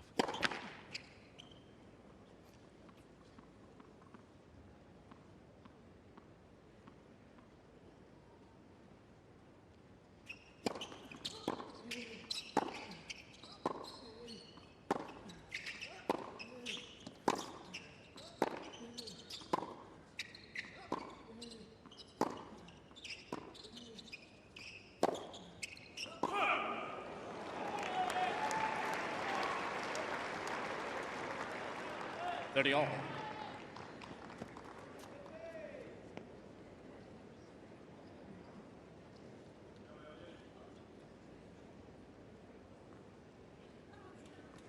Already a fairly critical moment at the start of this 3rd set for the world number 2.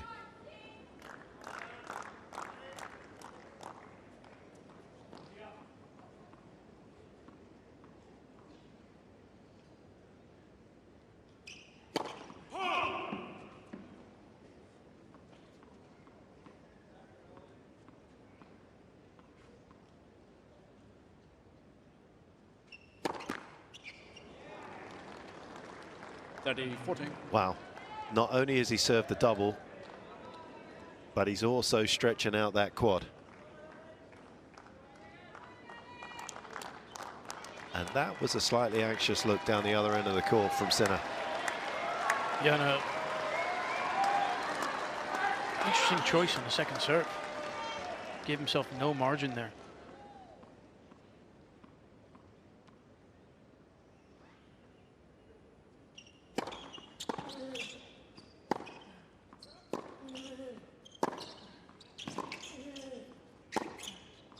Too good.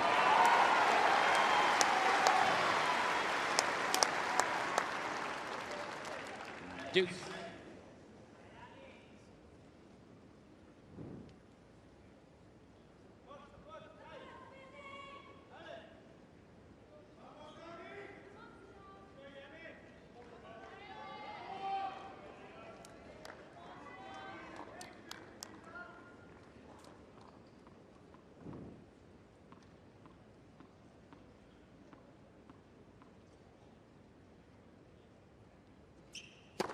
Foul.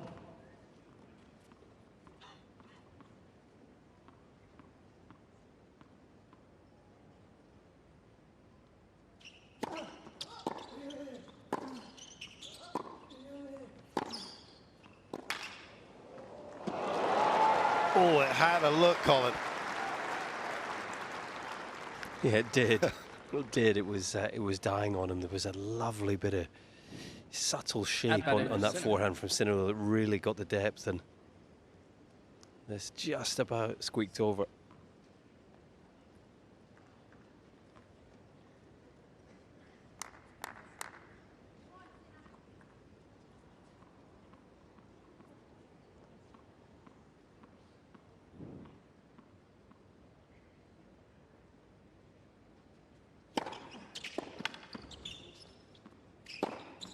Game Sinner.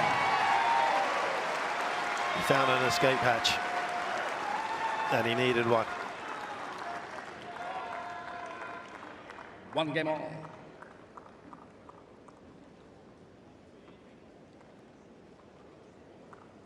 Got to be encouragement for Spizzirri, though, to continue playing the way that he is right now. Yeah, he doesn't need to adjust his game, which is honestly against the best players in the world. When you can play your game as he is right now, what an advantage. Absolutely. Confidence level has to be at a peak. Thanks, ladies I'm and fine gentlemen. out here. Voices. In that service 3. game again, opportunity to break.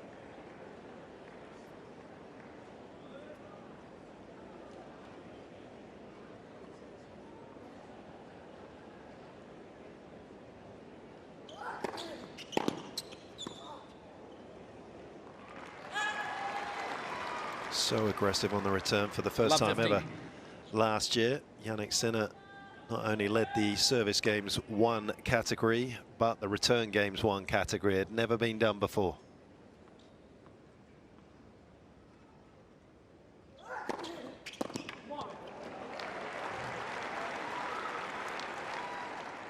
$15 all.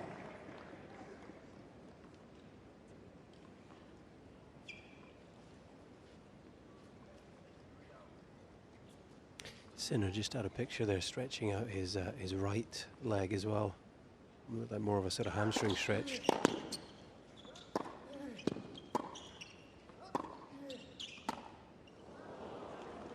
It's definitely a few 30-15. slightly concerning feelings for him in his legs at the moment.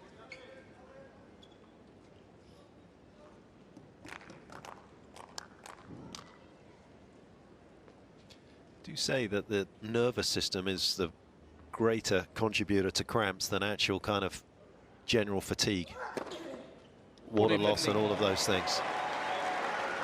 And if you are concerned about potentially cramping, a lot of it comes from actually thinking about it. We're going to need a Stein science segment here. I want the science behind cramping. That's why the pickle juice works, right? It sort of shocks the nervous system. It's a combination of loss of magnesium. Game Spizzirri.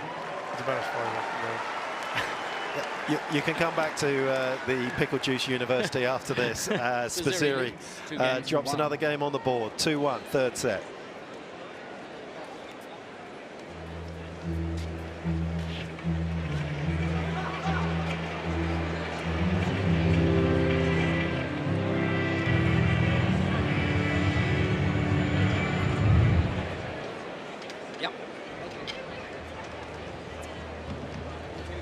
Entirely sure what that was, Colin, but I didn't grab it. I don't think the mics grabbed it as he walked past, but there was no doubt that something is on its way.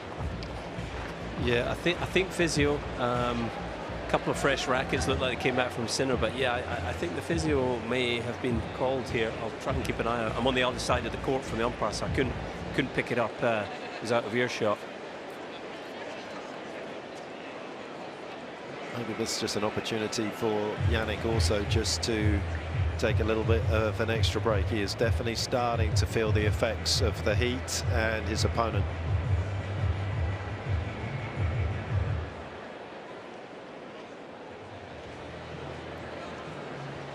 Might be in a little bit of a holding pattern here as Jannik puts the tube up the shirt to try and cool down. I feel as though there is a physio on the way. Let's go back to that whole conversation about cramping.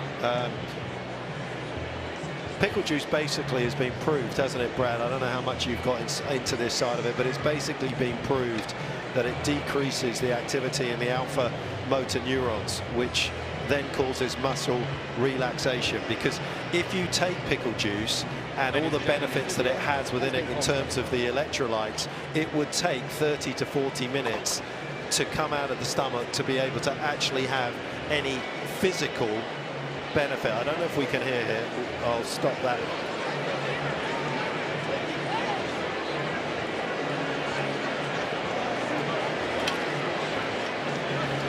Well, right now we can't, but we can certainly see the acetic acid that's in pickle juice, which is noxious tasting, is supposedly there to stimulate a reaction in the back of your throat. And when it does that, you get the muscle relaxation, which hopefully allows you to kind of put the cramps to one side for a while. It isn't actually the high electrolytes that's in pickle juice that actually enables you to kind of stop the cramps from onsetting. I don't even know what to say right now. I'm still stuck on the alpha part. Can you go back to that? Alpha motor neurons. Alpha motor are the nerves neurons that are located in your brainstem and spinal cord. I'm not sure I have any of those. Brad, you got a degree in science. Pet's got a postgraduate. He's one up to you there, isn't he? He's got a PhD. Man, holy cow! I thought it was just the high sodium content in the pickle juice. It's definitely a cramping issue for Sinner, because there's been no medical time out here. Got a little rub on the legs during the sit down. He was shaking both legs, so yeah, I think we saw him stretching the left quad. He also stretched the right hamstring. I think both legs. He's close to cramping here, so let's keep an eye on him.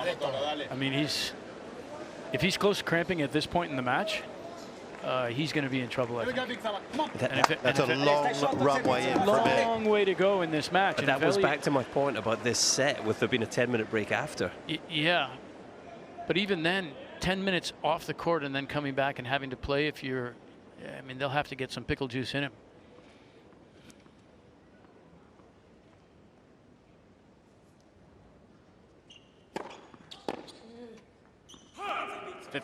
Pace looked a little down on that serve. He's stretching the hand out there. He's stretching. Yeah, I mean, that's a sign right there, Colin. He looks like he's actually he's cramping a little bit in his thumb. Yeah, 10 minutes, Brad. You know, an EV on a supercharger, you might get up to, I don't know, 60, 70%. But what about a tennis player in 10 minutes? How much can he recover?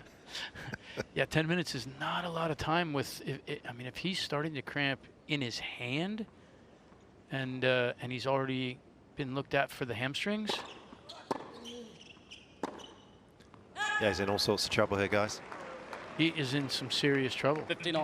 Marton Fucsovics and Novak Djokovic were one of the first that had that heat break, weren't they, back in 2018 at the US Open. That was an opening round match, 38 degrees. They went off after the third set for a nice bath. Novak was potentially in big trouble, but then rolled through the fourth 6-love after the break. But I mean, Jannik doesn't look as though he can compete in rally.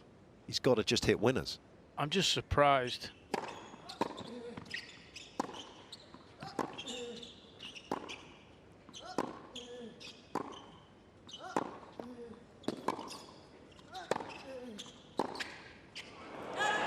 Well done, Elliot.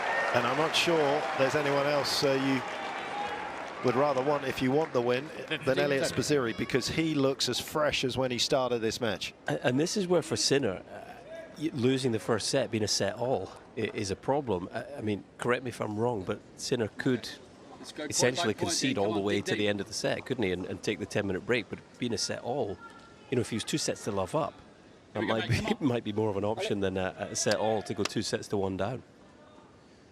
He's in real trouble here.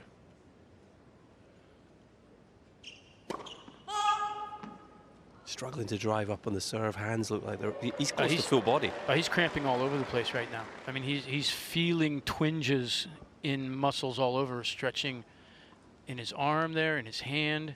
Had the physio out to look at his hamstrings. He's not going to be able to hold the racket here pretty soon, the way this is looking. He's got both sides, I think, just below the elbow, the forearms.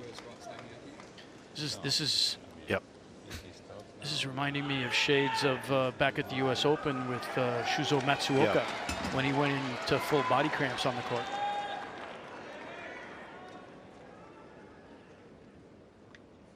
I'm just surprised, given, I mean, we've been out here for 2 hours and 5 minutes. It's not like there's nothing that's been going on, but it's a little bit surprising early in the third set for him to be dealing with this degree. You could hear Darren Cahill talking, asking, I guess, Humberto Ferreira and Alejandro Reznikov, who worked on the tour for 15 years. What can we do if he gets through to the end of this set, even if he loses it in the 10 minutes, to get him better?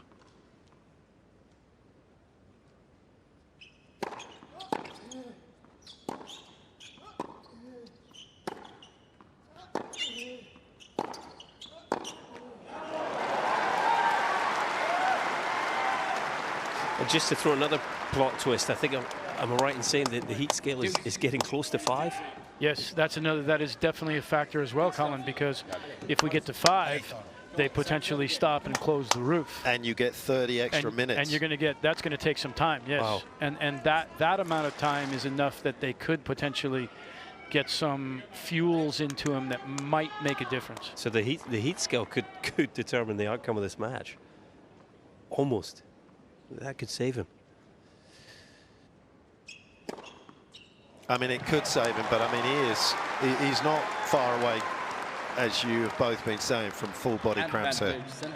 And I think that even if you had that 30 minutes, I mean, they're gonna do everything they possibly can. But the fact that he's in this kind of distress right now, take 30 minutes off and you come back out here and have to put in the level of effort and energy that he is, and I just don't think that you're not going to be at 100%. There's no chance you're at 100%. Question is, how diminished are you?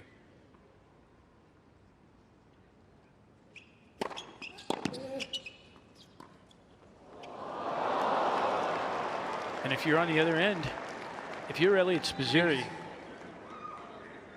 you want to just keep making him play. And it's tough sometimes. Elliot needs to stay inside his own mind right now and keep playing his game, keep producing the kind of tennis that he's been producing. We're at 4.9 on the heat scale. Yeah. And it's been rising relatively quickly. It's going to hit 5 here in a relatively short period of time.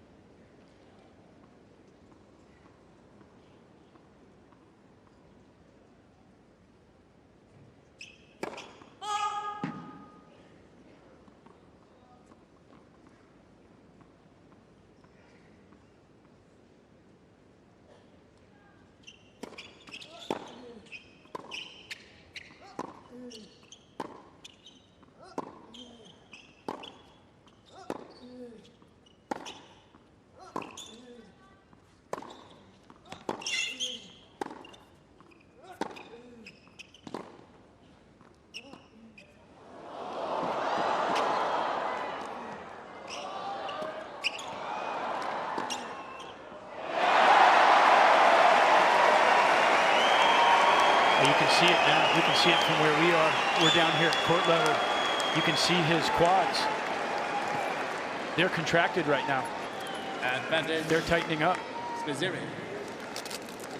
And he was looked at before for the hamstring, but I think it's all over right now. Not all over as in the match, but I mean all over his body. I think he's feeling it everywhere. And I'll tell you what, as nasty as it sounds, that drop shot from Elliot, that hurt. And it's the perfect shot. Yeah, it's the right shot.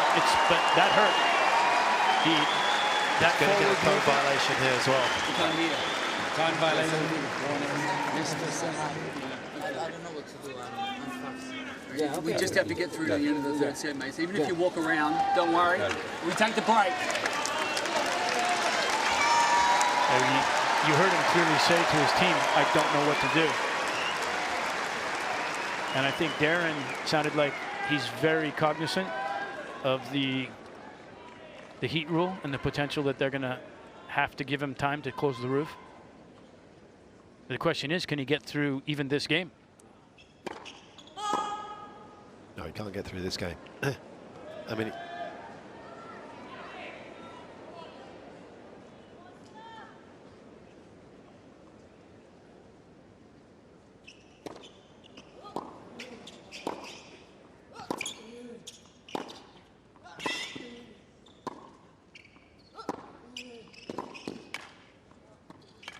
perfect shot.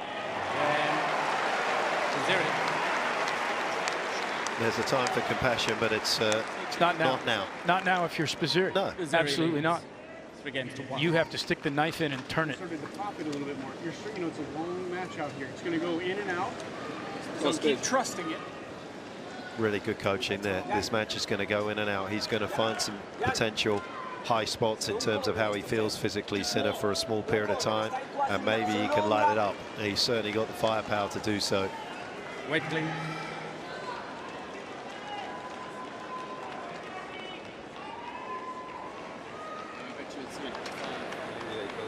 Oh, this is it. Is this the heat index at 5? I have a feeling. The tournament offers now, because of the heat, we're going to stop. So we're going to stop now. Unbelievable. That is incredible. A lot of tennis to be played still, and Eliot Spizzirri up a brick. And Elliot needs to continue to play the way that he's been playing, because the one thing when your opponent is suffering like this that you want to do is move him. Absolutely. And it's difficult. Anyone that's played competitive tennis knows how difficult it can be to play when you look over on the other side and you see your opponent is hurt or cramping. Elliot has got to keep playing his game, as he has done throughout this match so far. He's done a phenomenal job.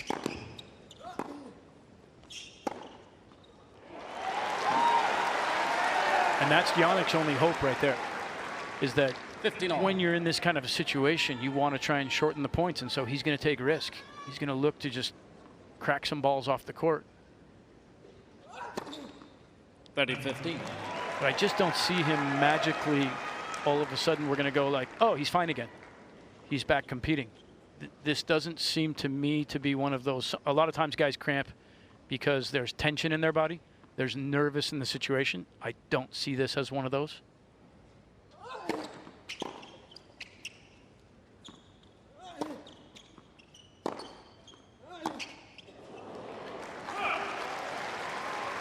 Interesting to see what happens, not just here, but also with Jannik, as you kind of throw it forward in the course of his career. The last time he was actually broken 5 times at this particular event was against Tsitsipas back in 2023, and that prompted him to reshuffle his entire team. Cardo Piatti was on the bag at that particular time, and then he decided that he needed to change everything. Wow. And I just wonder, Brad, like, I know he went to Dubai, but I've been in pre-season in Dubai back in 2018. It's not that hot. Yeah, I've done a pre-season there as well. At that time of year, it's not nowhere near as hot as it is here today. No. Huge point right now. Elliot does not want to throw him a lifeline.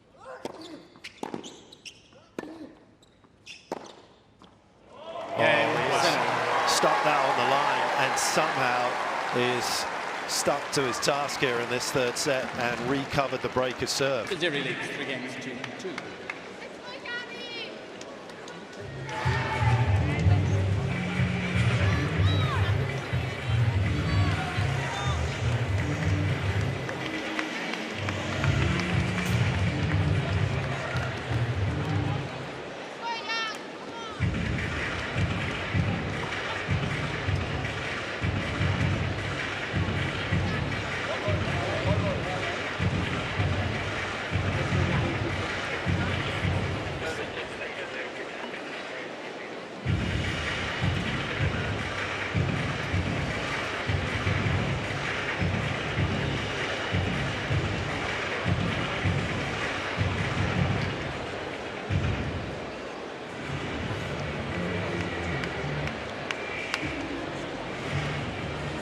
Done.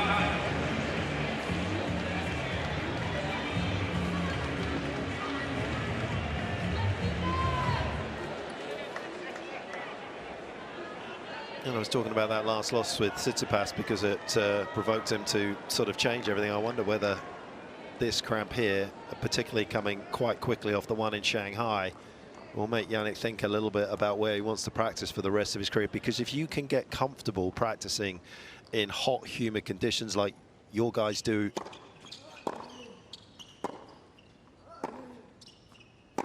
in Boca and in Delray, where Elliot's been obviously training in the off-season, just mentally you feel much more secure going into these matches on these days.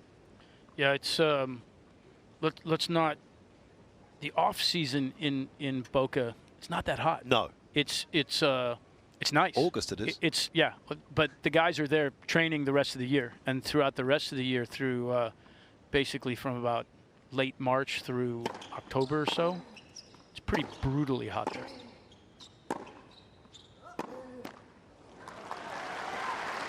It's so much more comfortable out here already.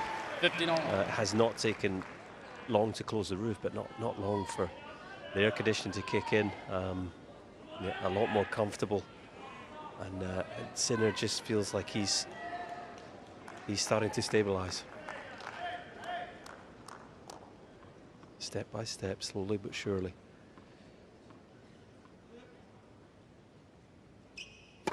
Ball.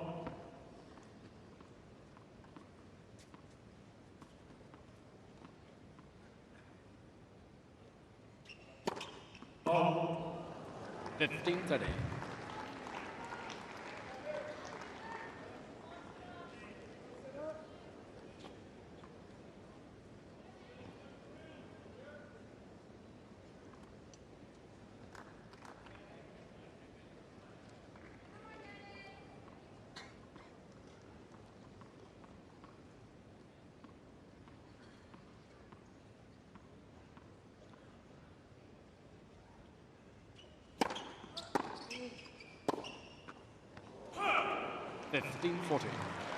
It's not easy for Spizzirri either, is it, here?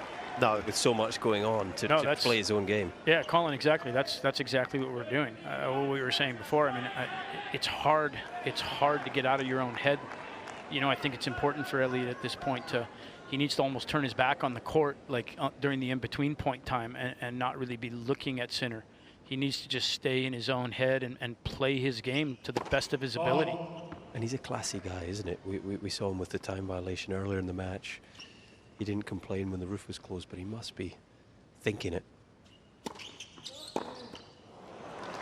And we've seen here just his game has dropped off. His execution, his game has dropped off right now, and he's got to try and find the level that he was playing at before. Don't let your level drop as Jannik's level drops. Don't let this this whole entire situation bring your game back down to a different level.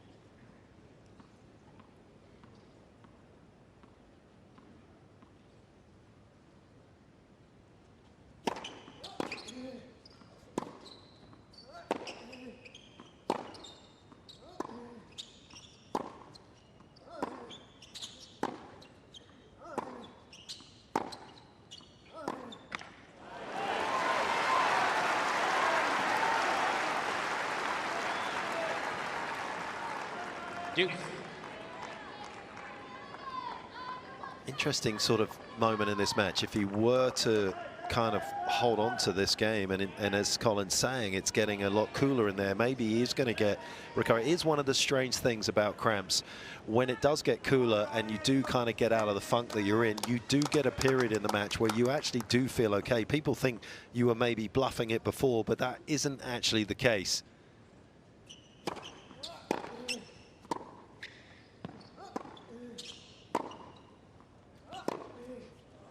It's a tough watch on both ends right now, because there is no doubt that it has had a massive impact on the American in terms of his concentration. And I feel for him, because he was going toe to toe with the second best player on the planet, and a lot of times coming out on top.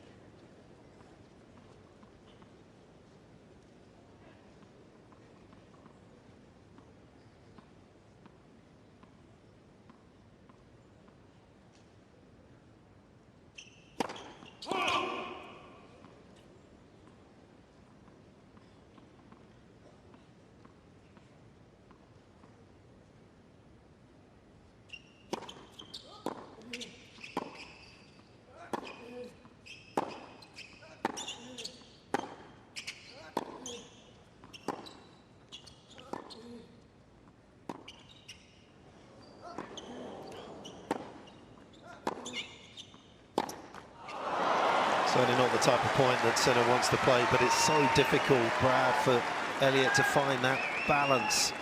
Knocking balls in play, don't miss too many, but allowing Sinner to line up potentially for a point-ending winner. Yeah, that is exactly the point that Elliot wants to play. Keep grinding. Try and extend the points. Make them as physical as you possibly can right now. You have to do that without getting passive. I just feel that Elliot's lost a little bit of his swing pace. And he's got to try and maintain and keep control of getting after balls.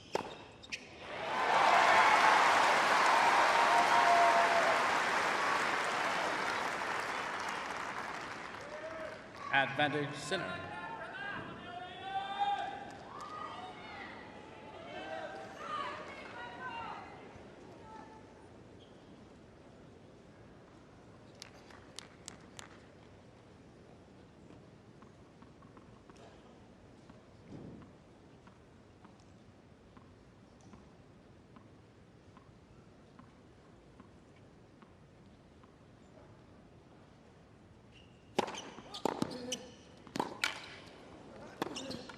So good, so good.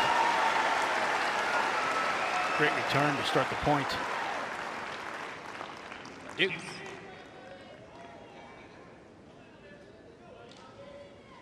Got to try not to play the man, not to play the situation, just play the ball.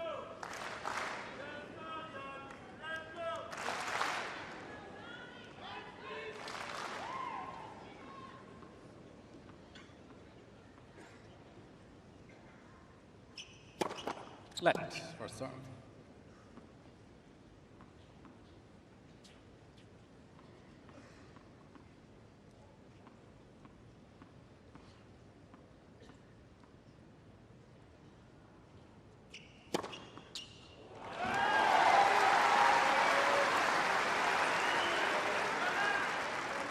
Advantage Sinner. And that's exactly the type of point Sinner wants to play at this particular stage. 9th ace of the match. Not the type of duration of game he wants to play.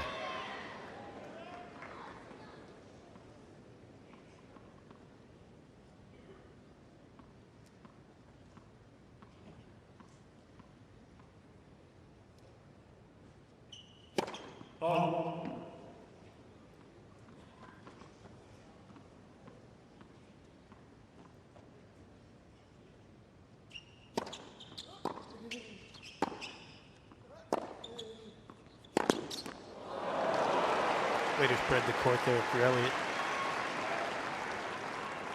Deuce. Interesting. Mark, you and I had a conversation off the air earlier when it was very hot about Jannik taking extra time while the heat is out there, but that just makes you stay out there longer. He's doing the same thing now, again, in between serves. Maybe he feels he needs that time to recover, but he's just keeping himself out there longer. He's making the duration of this particular game and or the match longer. He's getting a little bit of help here from Fergus Murphy on the clock. 100%. He is real leniency. Yeah, and he's watching it actively, letting it count down. And if he does get another code, it's a first serve gone.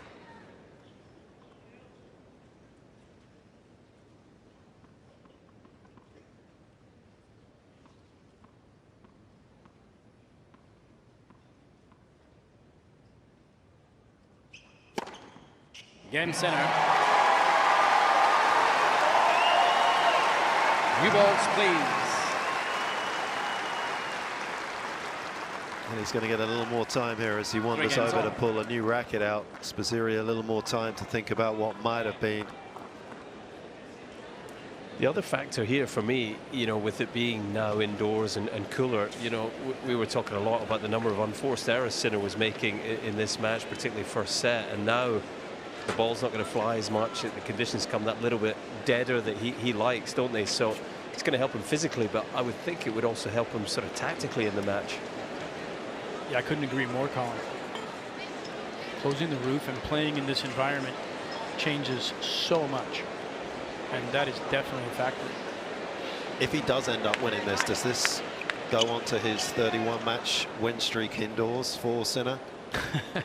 Yeah. Certainly Saved by the Roof will be the headline if he does win. He gets 0.6 of a match for this one. One behind Lendl at 32. Johnny Mack, who had the most consecutive matches won indoors, at 47. Djokovic second at 35.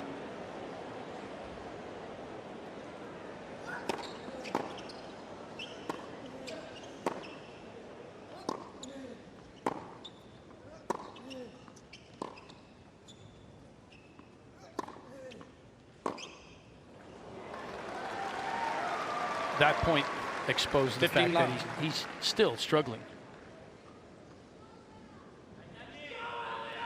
And by the way, all matches on the outside courts have been stopped. Till 5:30 local time. Yes, any court that doesn't have a roof is has been stopped.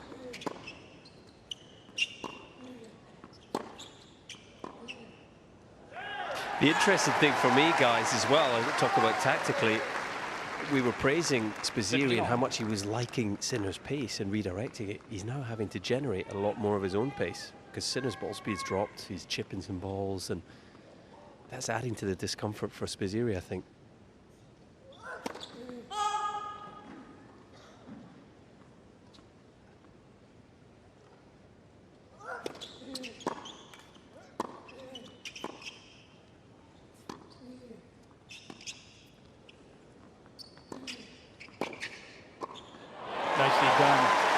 That was perfect timing from Elliot for me, because I was just thinking as you said that, Colin, that one of the things I think he has to do is, with a little bit slower ball speed, he should get more opportunities to come forward and attack.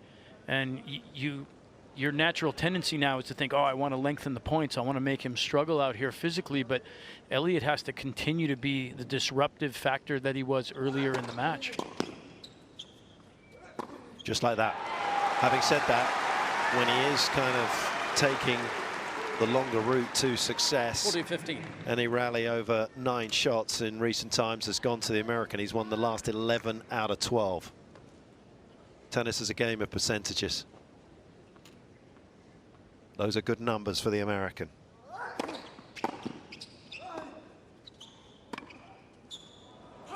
Again, and he'll be happy to see the number 4 on his side of the court in this third set. Spizzirri. 4-3.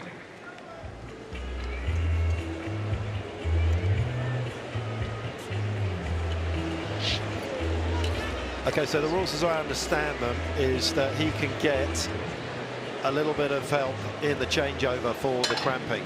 He can have treatment as he's having right now twice. They don't have to be consecutive, they can be consecutive, but twice in the match and then that's it, is as I understand it.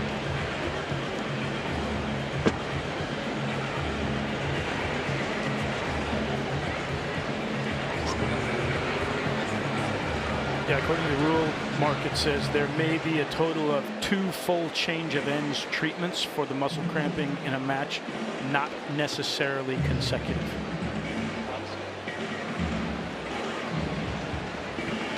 Time.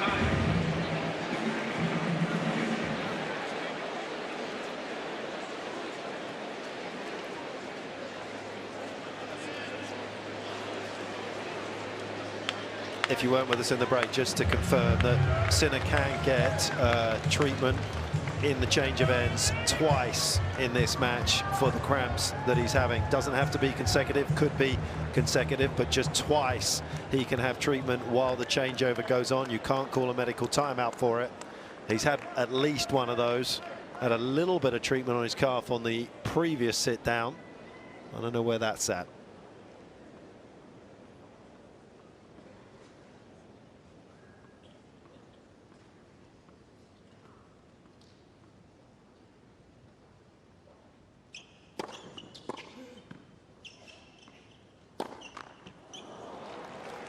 Great return.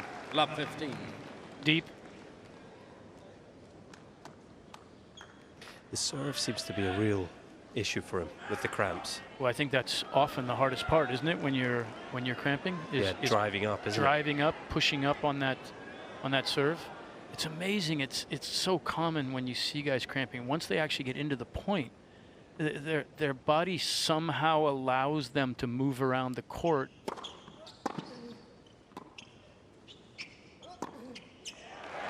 Great play from Elliot. Depth on the return. Your body somehow allows you to hit the ground strokes and you can move, and then the instant the point ends, you start cramping.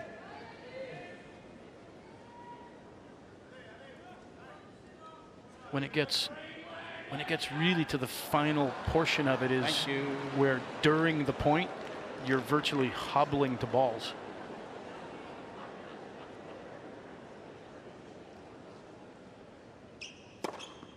I think it's got to be something to do with once the point starts, this the kind of subconscious takes over. But you're right, the split second it finishes, you start to think again, don't you? And maybe tense up slightly. But yeah, you see it time and again, don't you? You think a player that literally can hardly walk between points suddenly covering the court not too badly. Wow. And he's doing this with a ball toss that's now 5 centimeters lower than it has been for the rest of the match. He cannot drive up as much with the legs, but arm speed's good, direction great. Set of tennis where he has not been there physically has still produced 7 aces.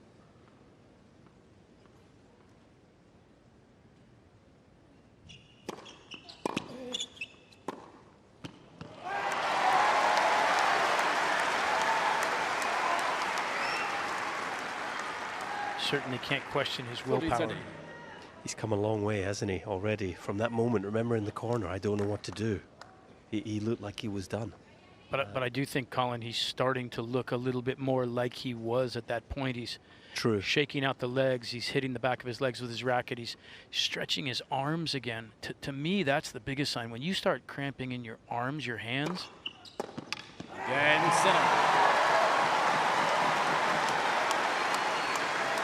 And don't forget, we're at 4-all in the third set, 1 set apiece. He's got a long way to go to try and finish this match. Indoors hasn't been a bad place for Spizzirri in the past. Of course, one of his nice runs on the Challenger Tour in 25 started in Cleveland indoors there, got through to the final.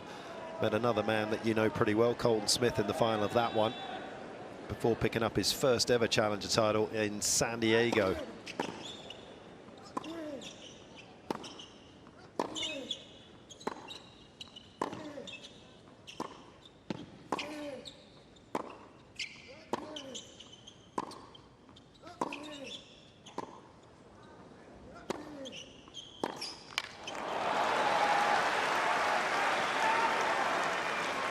Brad, what would you advise Jannik to do in that moment there? Do you feel once it gets past maybe 5 shots, it's just all or nothing, rather than attempting to stay in the point? The cumulative effect surely has to build. I mean, I'm telling him for sure to try and shorten the points. You got to try and shorten the points.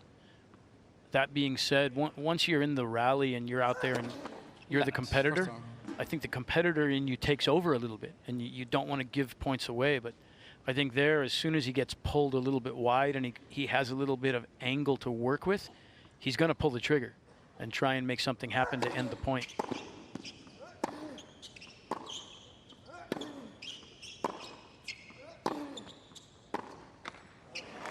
Ball pace picking up again a little bit.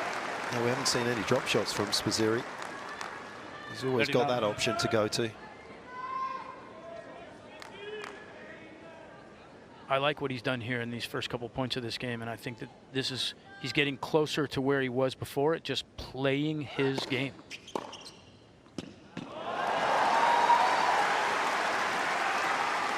Elliot is a grinder. Now is the time to grind. 30-15. Dig, defend when you have to, make him stay in the points as long as you possibly can. Yeah, the drop shot's a great play, but you can't play it from bad positions. You just get yourself in trouble.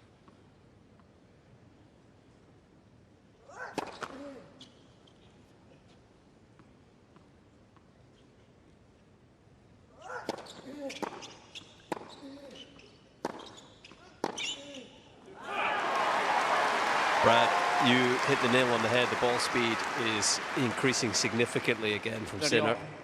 He's not out of the woods, but he continues to feel better out here on the court.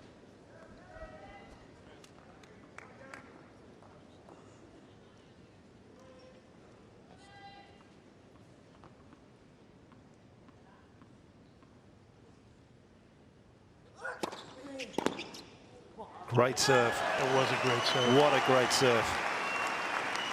Before Elliot tossed that ball up, I was actually in my own head thinking, where's he going now? Needs to open court. He needs to do something, and he came up with a great serve there.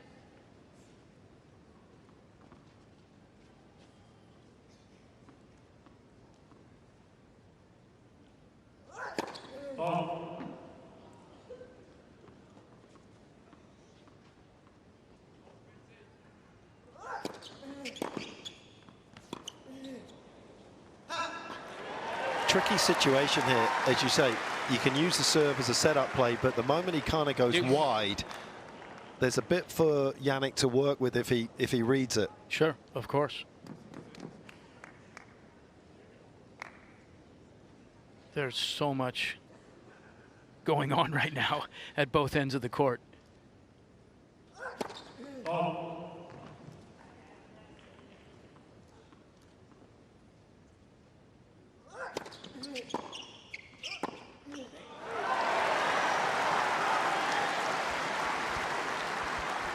I mean, imagine if you're Eliot Spizzirri right now, having come out to this court, your first thoughts were just, can I stay competitive with the two-time defending champion?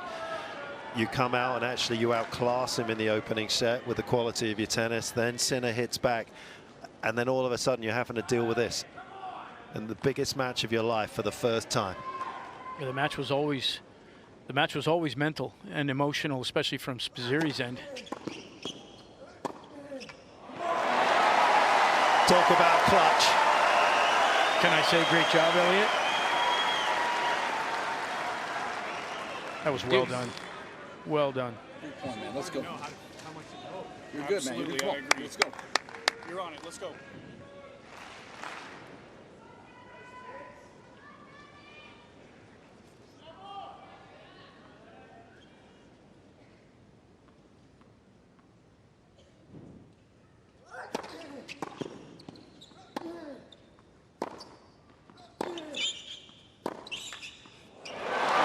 It's incredible shot making.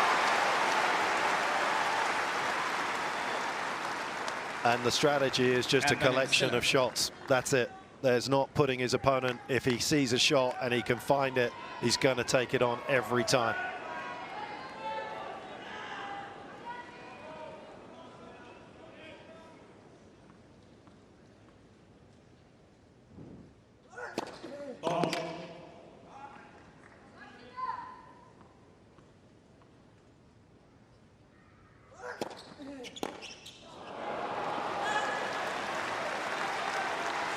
Good second serve there. He got a lot of bite on the kick serve. It really jumped. I think that kicker on the ad side is something he can use a little bit more on first serves. Spread the court out and try and put Sinner on the run immediately after the return.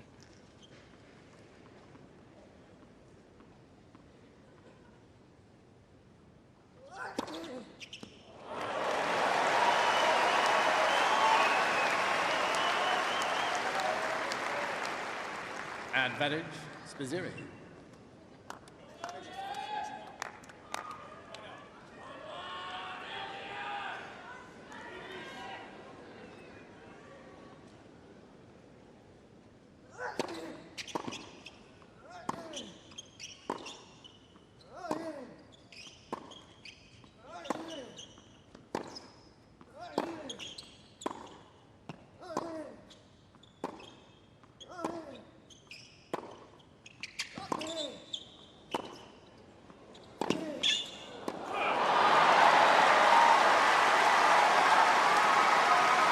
Suddenly Sinner wins the longer exchange. Duke.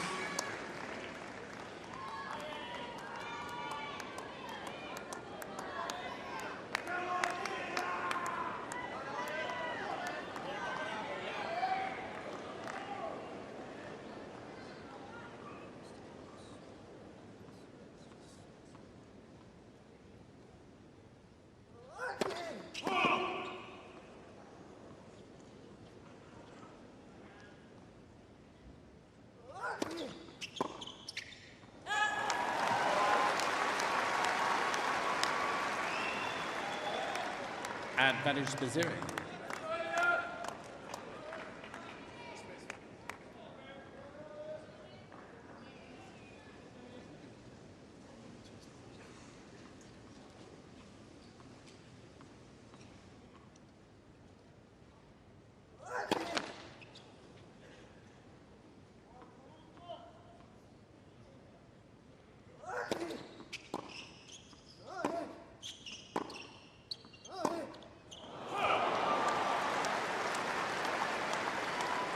Every single point magnified at this stage.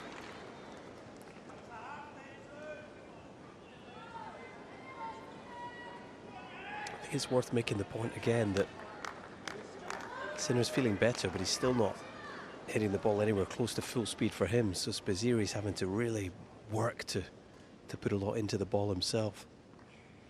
Coming out of his comfort zone to hold here. And then suddenly a rocket return just catches him off guard. It's really not easy to beat Spizzirri in this match right now. One thing that isn't cramping is his brain. He read that serve. Spizzirri's gone there numerous times in this game, and Sinner ambushed him.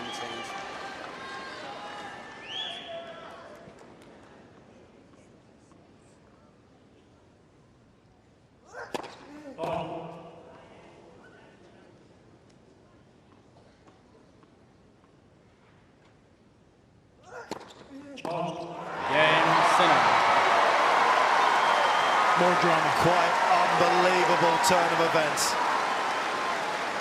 Incredible. Sinner leads. Somehow Sinner 5 finds games to himself 4. at the stage in this third set to serve for it.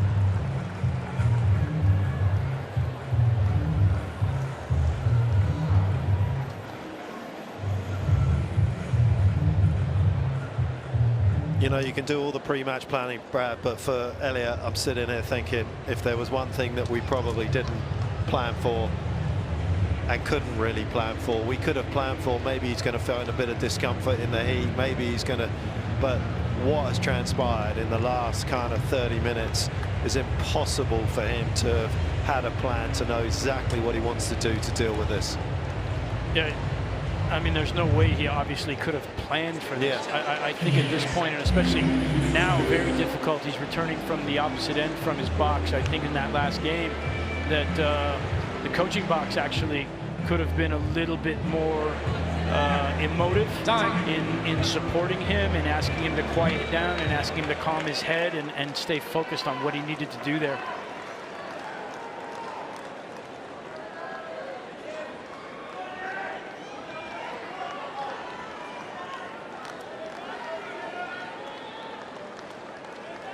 Sinner strolling to the back of the court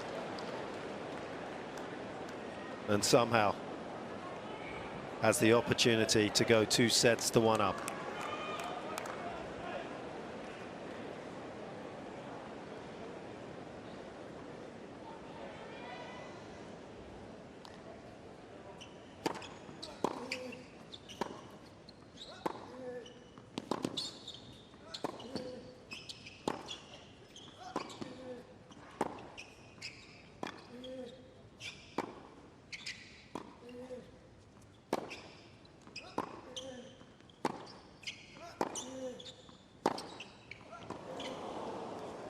The problem a lot of time, Brad, and this is only the eye test, because he isn't getting so much from Sinner to work with, his backhand down the line is actually opening up the court for Sinner to unload with a forehand, and suddenly he's behind the 8 ball in the rally, whereas before he stayed in front.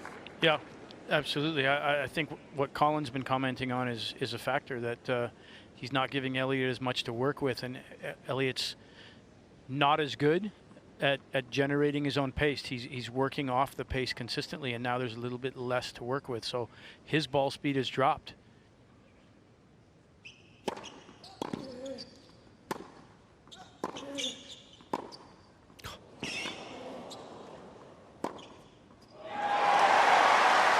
And I think at this stage, Sinner has actually realized tactically the effect that's having. So he's not trying to up the ball speed.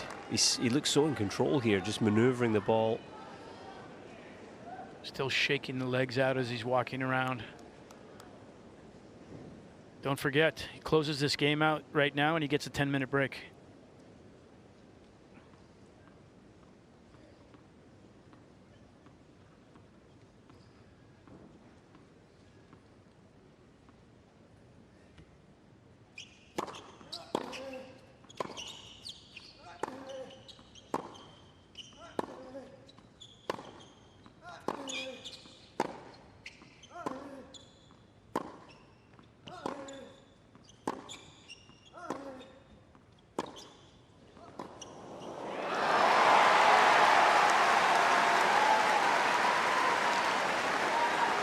The last time he lost, he was defeated by fatigue in Shanghai. He is desperate to not allow that to happen here in Melbourne.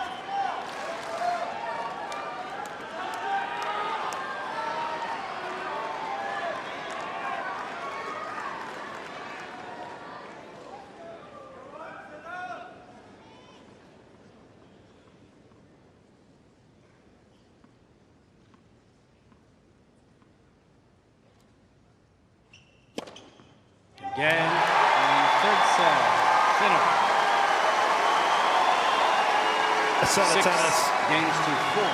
that takes him closer Sinner to the leads. entrance of the 4th round 2 here sets to 1. in Australia once again, in a quite remarkable turnaround. I'll keep talking.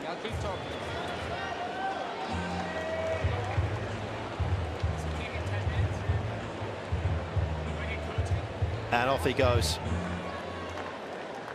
And he has stolen that 3rd set. Absolutely. Ladies and gentlemen, because Impressive the extreme determination. heat rule is in effect, players are allowed a 10-minute break after this set. The set that just finished, 10-minute break starting now.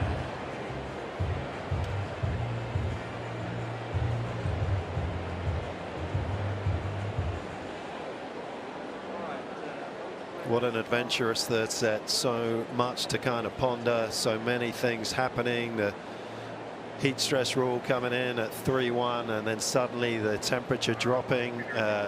Jannik serving getting better. Almost calmed the mind that he was able to focus on making almost 3/4 of his first serves, which took the pressure off having to reload for a 2nd time in each rally on his service games.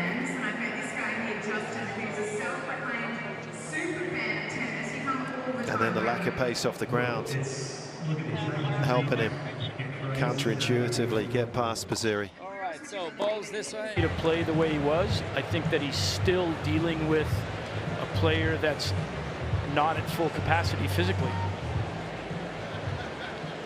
He's got to somehow get that part out of his head.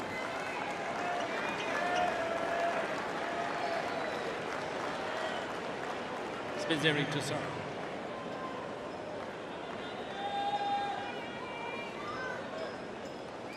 Dangerous game here to start the 4th, to be honest, because I think Jannik is going to come out and again. 15 love.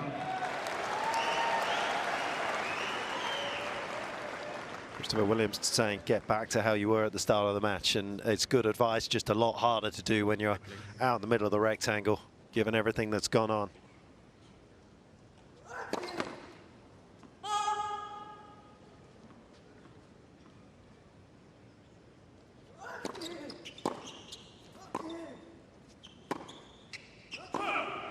Long.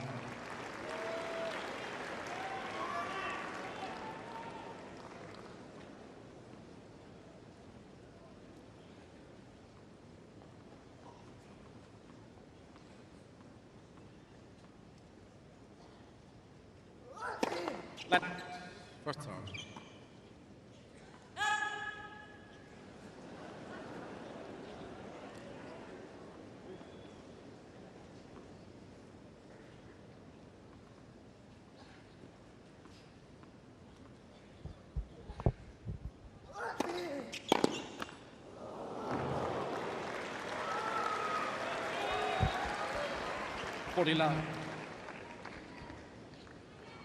You would imagine these are the moments that Jannik is not going to invest anything into.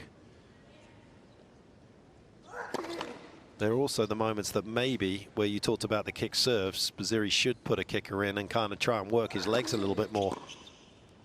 Yeah, Spizzirri.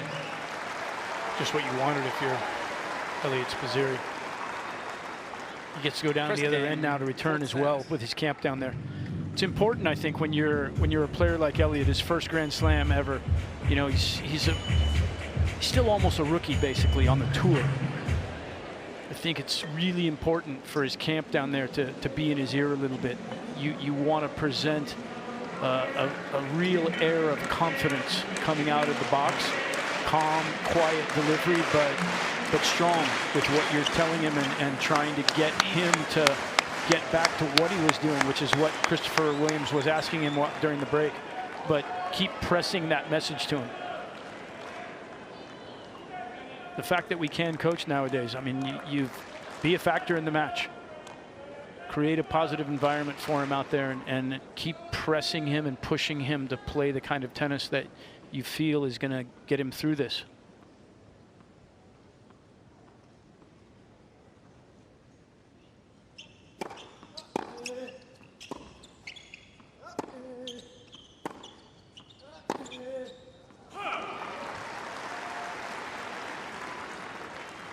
Fascinating to know what he did in those 10 minutes, wasn't it? Did he jump in an ice bath? Is that what he decided to do? Has been done before mid-match. Not everybody loved ice baths. Federer wasn't a big fan. I'm not. Never been in one. A few cold rivers.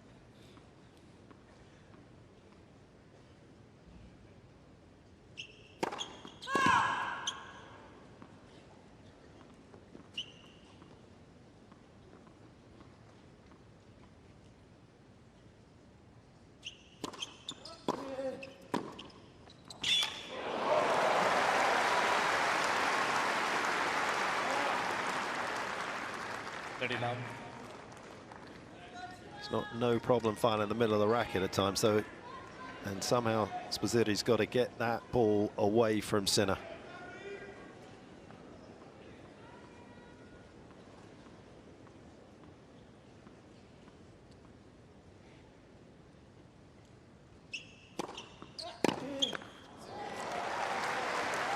Tempo of the points is a little different, but 40 the overall tempo of the match is very different now as well, isn't it?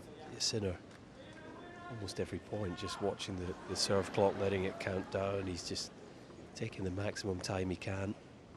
It's kind of a great sort of and very magnified use of the shot clock and what it's done to tennis.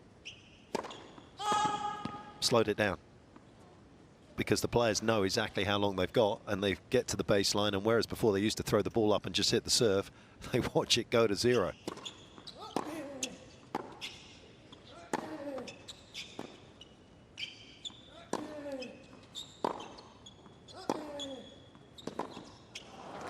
How much time might he be taking if we didn't have a shot clock at all? That comes down to the umpire, 40, and then 15. I think it would have been very interesting. I think there would have been more codes. Good job. Here we go. Try and manage that zone.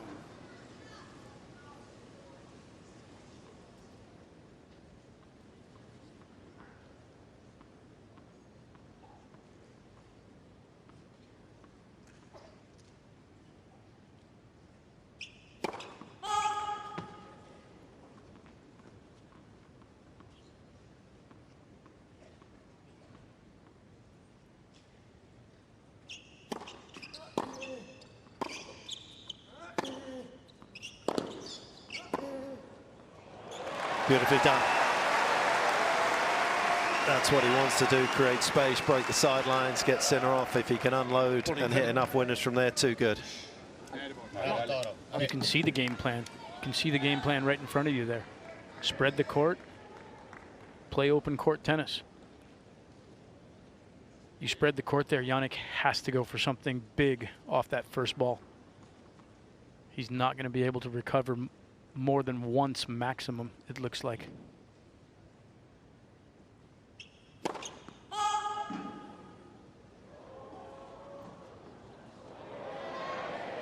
Had a remarkable first serve percentage throughout the course of that third set when he was hampered with the cramps up at 74%.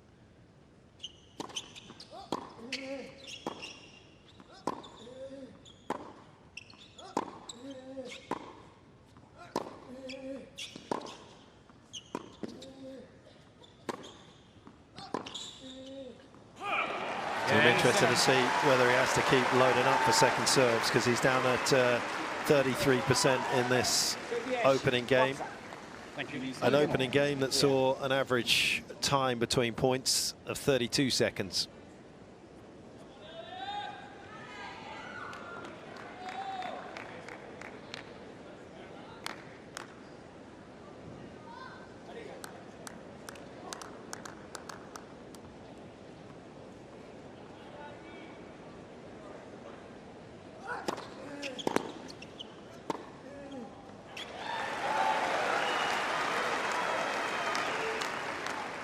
15 love.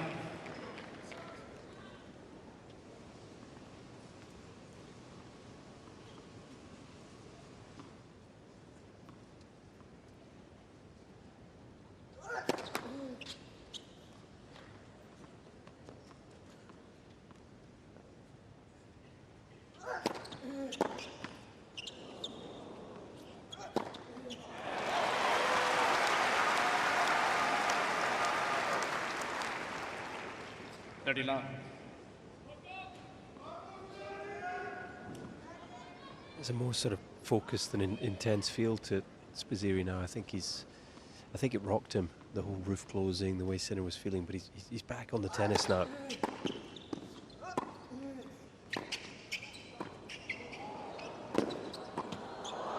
I think the 10-minute break and the chat with his coach has helped him in that regard. Almost accepted where he is, and I like the tennis that he's showing again. 40 love.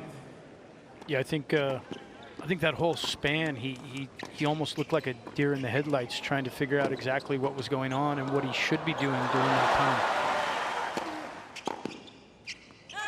Yeah, 0. Perfect start on serve to this fourth set for Spizzirri.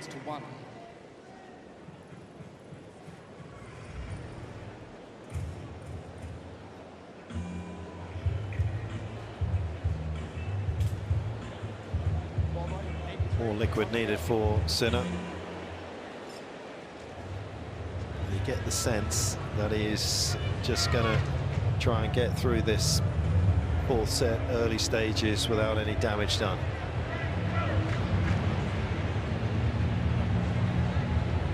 We see Jannik not sitting down on the changeover.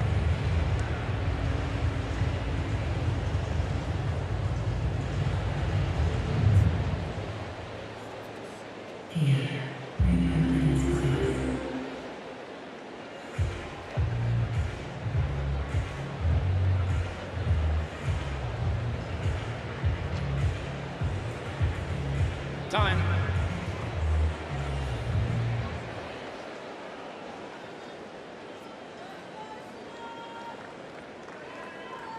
He's not firing on all cylinders. You get the sense a little bit, though, he's not having that kind of huge drop-off. There's less valleys. He's plateaued a little bit, Sinner, physically, and he's kind of just idling the engines. He's going to be hoping that his serve and his shot-making ability can kind of just stay with Spizzirri through the early part of this fourth set, and then maybe he can just raise the intensity at the back end of it.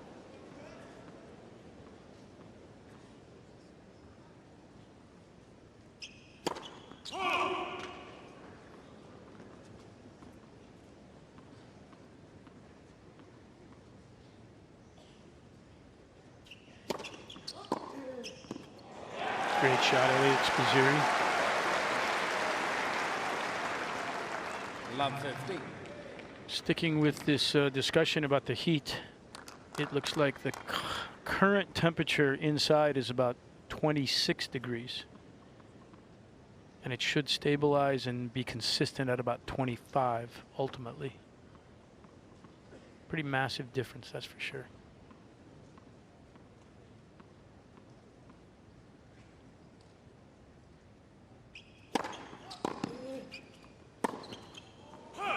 It's about 13 or so degrees cooler than it is outside right now, and you've also got the fact that, you know, we're in complete shade, obviously, with the roof closed. You know, that sort of intensity of the sun on your neck, on your back. So a huge difference with the roof closed.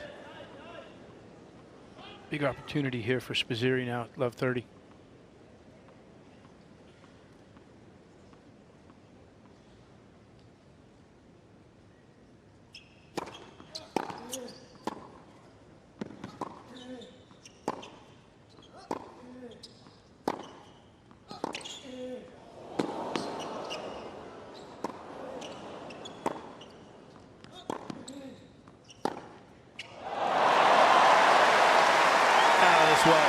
Absolutely out of this world. There was a couple of shots in there to admire.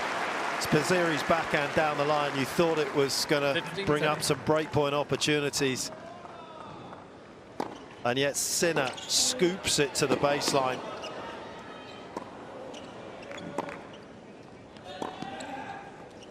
and then has the wherewithal to produce that.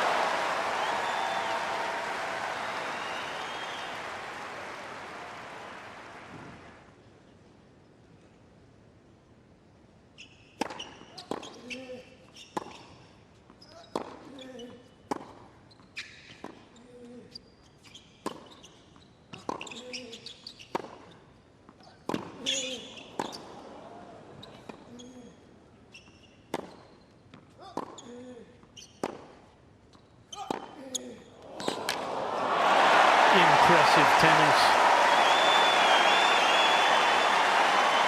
What a quality point. Spizzirri finding the offense here. 15-40. He held that one again after going down the line the point before. And then that puts a strain on the body.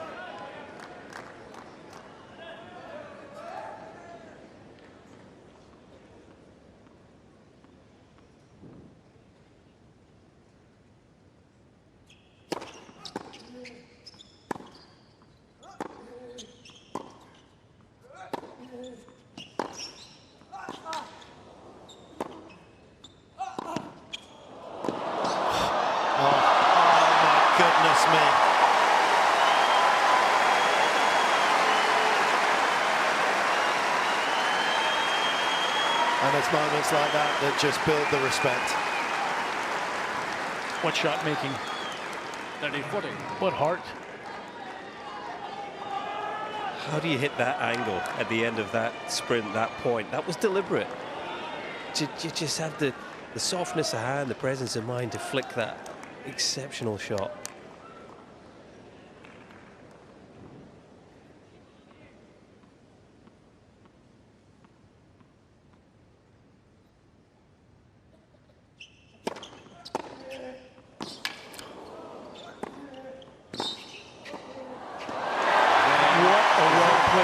From Eliot Spizzirri.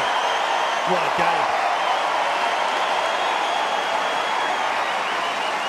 That is back to playing the tennis that we were talking about he needs to get to. Put together one of the best games he's played in the entire match. That last point starting with the return. What a return. And that has just lit the crowd up as well. It got a little soporific out here, to be honest. Everyone unsure how to kind of react. Glacially slow between points, Jannik, understandably so, and yet suddenly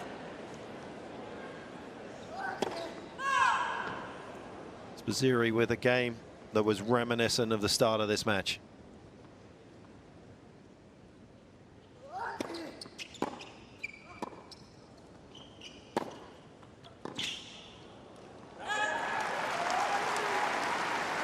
Remember, it was a breakdown, Jannik, in that third set.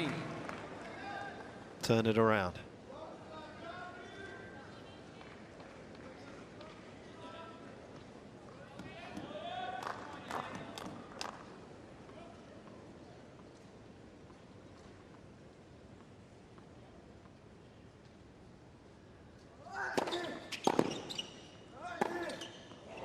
That's been a good play. The serve +1 backing behind him on the outside. Great setup and balance on that forehand.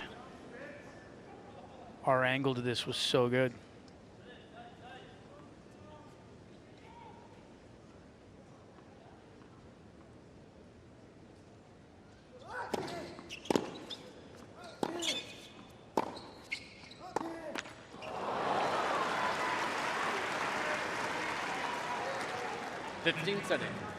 Well, what's going to make winning possible against Sinner, even in these conditions, is going to make it a little bit dangerous at times for Spizzirri. He's going to have to accept there will be a little bit of roadkill along the way. It's unlucky with that backhand, but it was the right shot.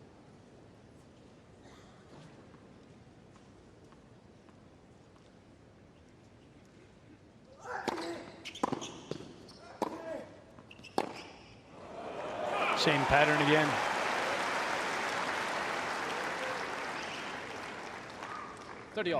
You can see in Elliot's face now that he's so much more locked in again. on just the tennis.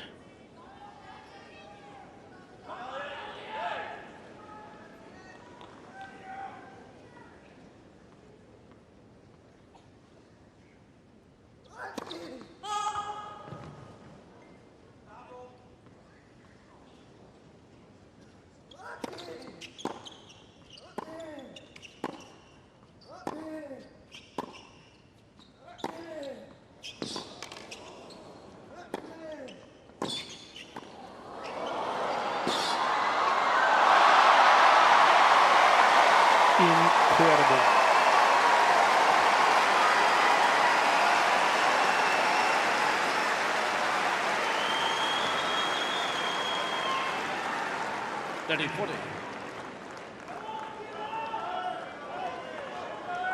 Slide, glide.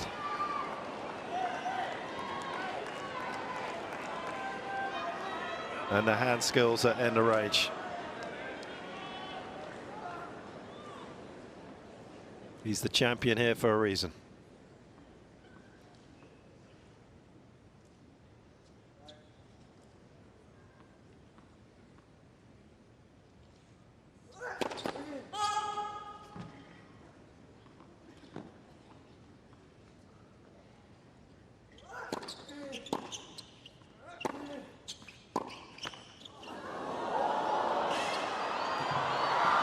He's there. He's not going anywhere. Spizzirri is going to have to take this from Sinner. Spizzirri leads 3 games to 2. New balls, please.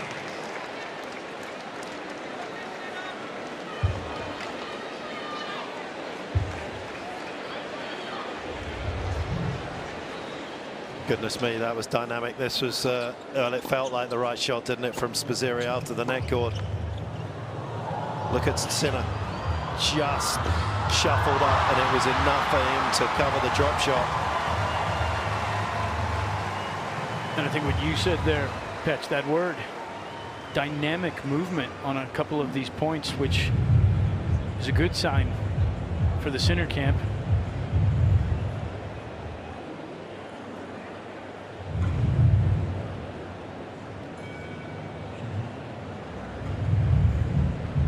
It's one of those moments, isn't it, when your opponent is hurting, you kind of get lulled into thinking that anything short's probably going to be good enough.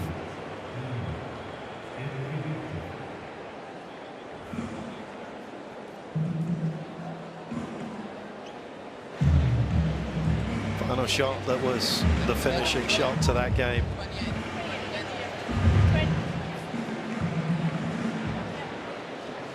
Well, his body may be failing him, but he's not going to let his equipment let him down. Off goes the racket. Thank you.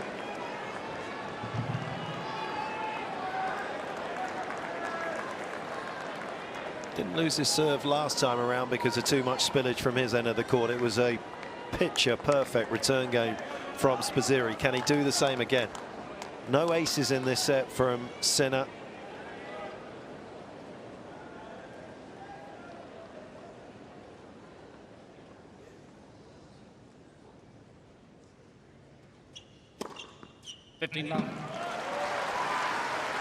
Reverse commentator's jinx. Can you make a comment about my portfolio? It's going down. Perfect.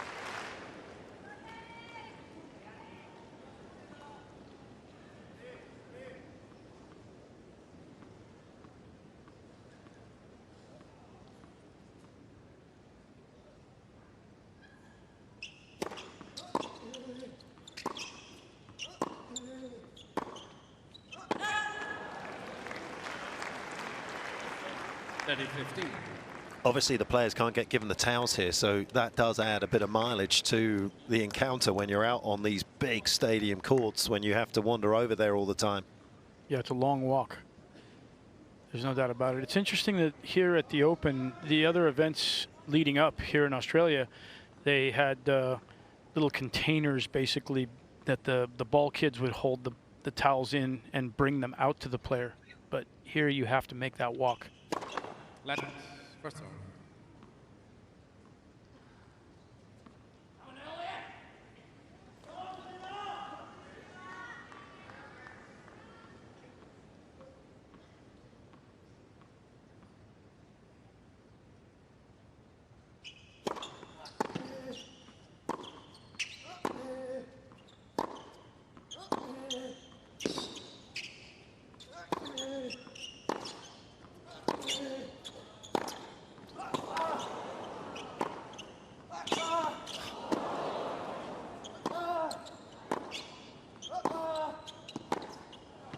Phenomenal.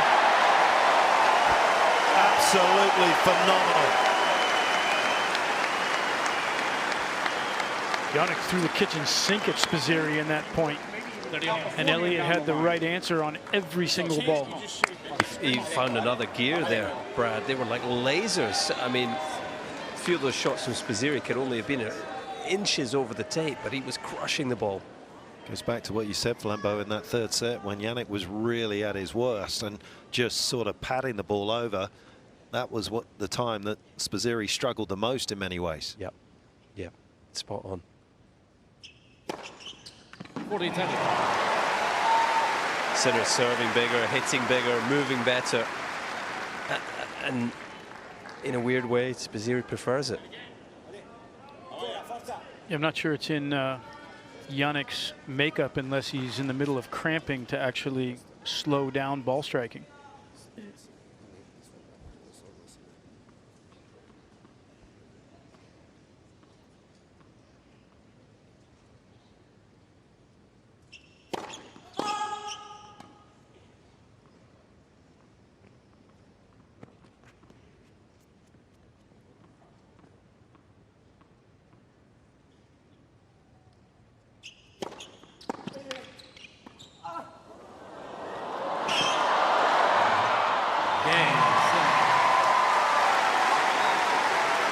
You've got to admire this collection of brilliance from Sinner in terms of not having the physicality to be able to play the way that he wants to play, and then just coming up with shots instinctively.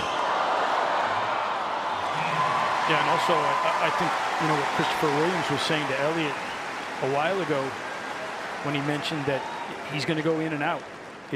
I mean, right now, this game, that level was as good or better than anything we saw in the match, and I think we saw some of Jannik Sinner's best tennis right there. That would have been against anybody.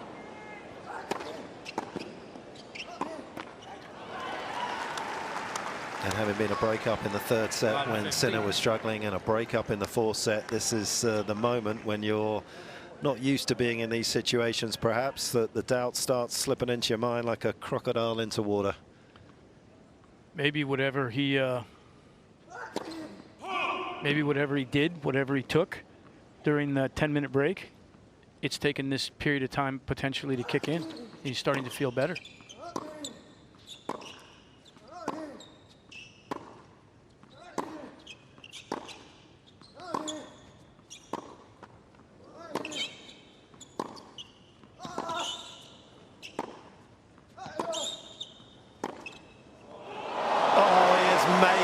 Goodness gracious.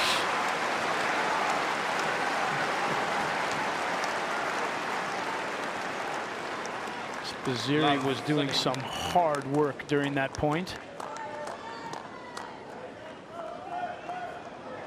Nothing you can do about that ball.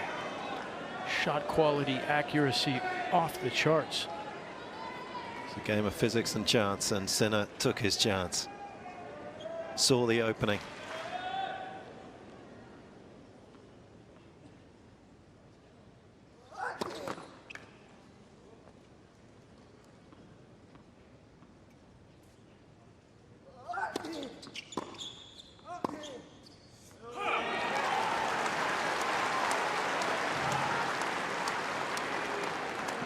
Love 14.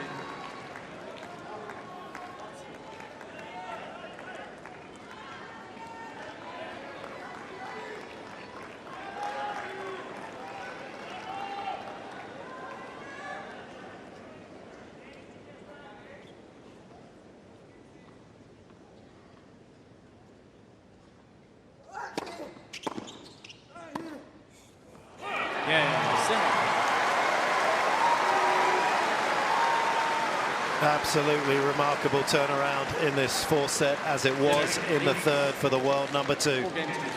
A break up, 4-3.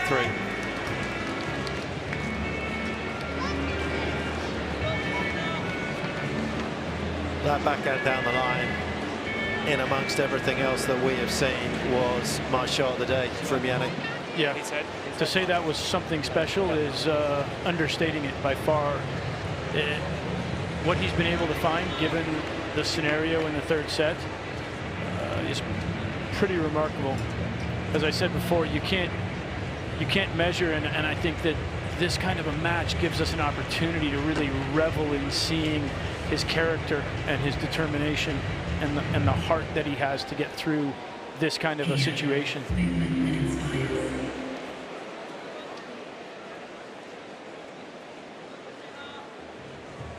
Time.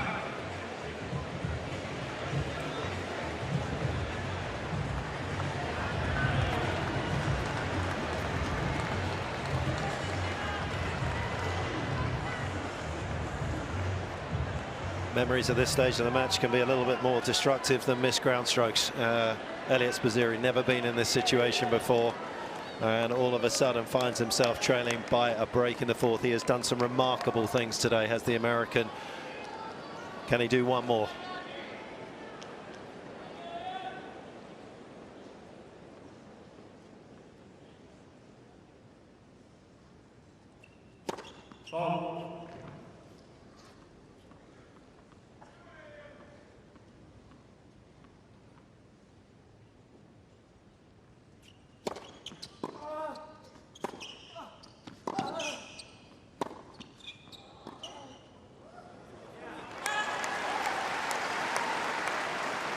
That pattern right there has become very common. 15-love. Sinner stretches Elliot a little bit wide on the backhand side, and Spizzirri plays up the line virtually every time from that position. And Sinner is not biting on the possibility of him going cross court anymore. He's literally sitting there and just waiting for a forehand.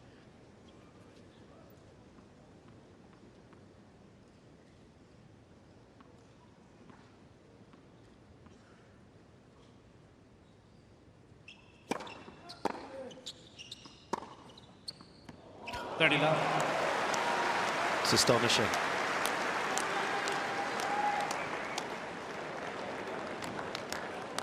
Going away from the court, finding a way to control that and find the sideline. Still waiting, watching the shot clock taking as long as he can.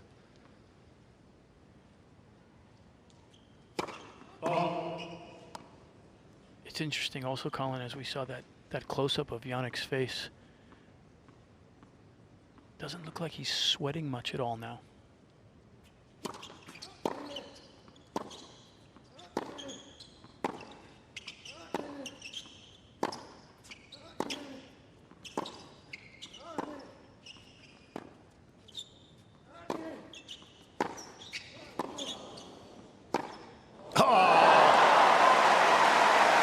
Pulled the pin out and just detonated it. Well, Brad, he's not the only one that's sweating less than before the roof closed. It's so much more comfortable out here. And just an example, look at this forehand. Sensational strike. This is an example of how much he likes the conditions now that it's cooler. It's not just helped him physically. His tennis, his ball striking has been so much better in this set than it was in the first set, for example. It's a huge advantage it's been for Sinner.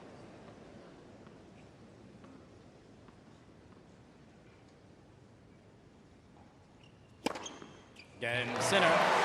Yeah, couldn't agree more, Colin. 31 match wins under a roof. Yeah. It doesn't count as one pitch. It doesn't count as one. It's an outdoor match. But he loves it. He loves these conditions. Sinner, But you remember There's the first set, he was missing in the net, he was missing long, he was mistiming and hitting wide. He just wasn't feeling the ball because it was that much livelier off the strings.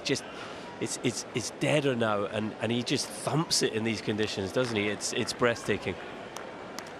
He thumped that one forehand, as big as I've ever seen one hit.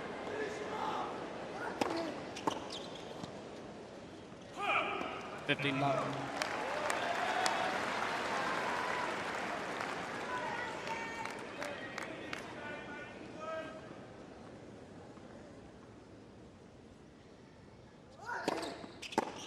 All you can do if you're Eliot Spizzirri is just give Sinner more time on this court. You just never know. 30 love.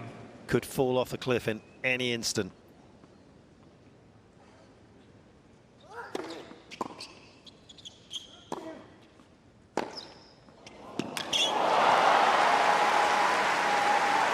I don't know what he sent the racket off to get strung, Sinner, in the last change of ends, but maybe a little TNT, dynamite. Whatever's in there at the moment, he's just lighting the fuse.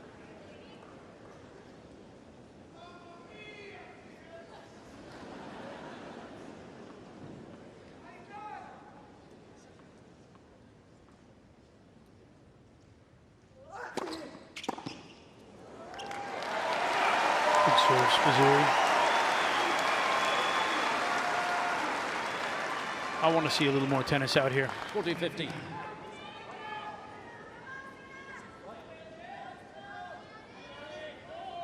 So do they. They're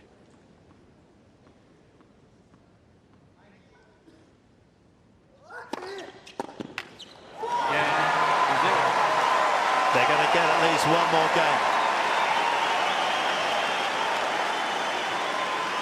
Can he find a miracle? Sinner leads 5 games, 2 points.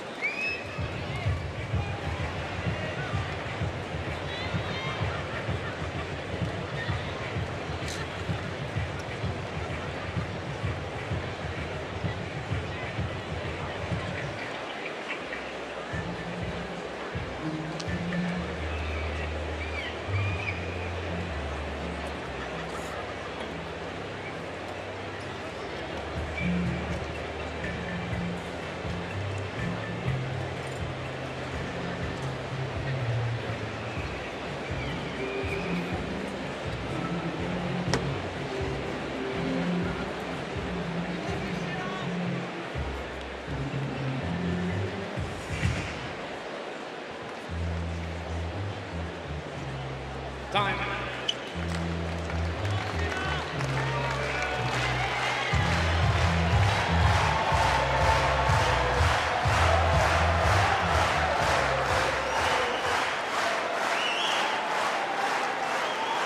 A moment of truth. Can Spizzirri stay alive here?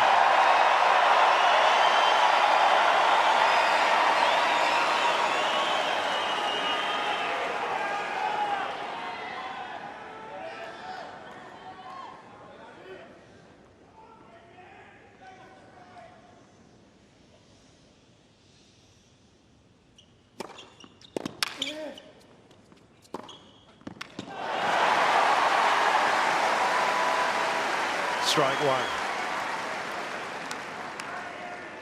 15 love.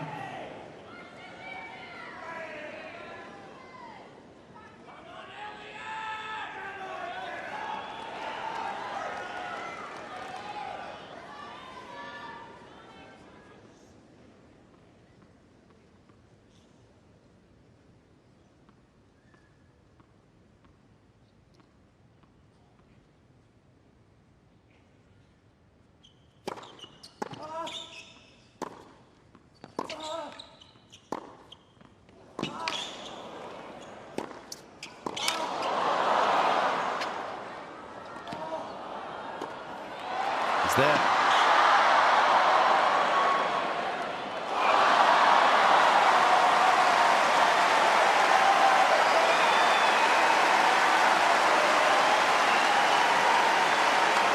A I'll tell you what, he may not win this match, but Eliot Spizzirri has announced his presence in pro tennis today. His heart, what I said about Sinner, but I mean, that point right there is the epitome of what Eliot Spizzirri is all about. Well said, Brad. He's a good player, and he's a class act.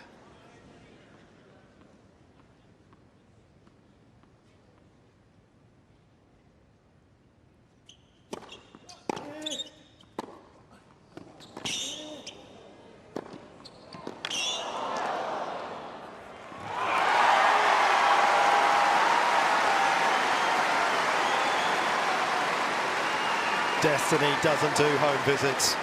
You've got to get out there 49. and make it happen.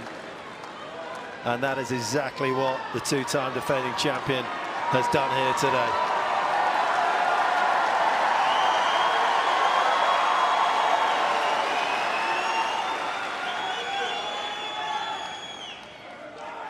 Thank you.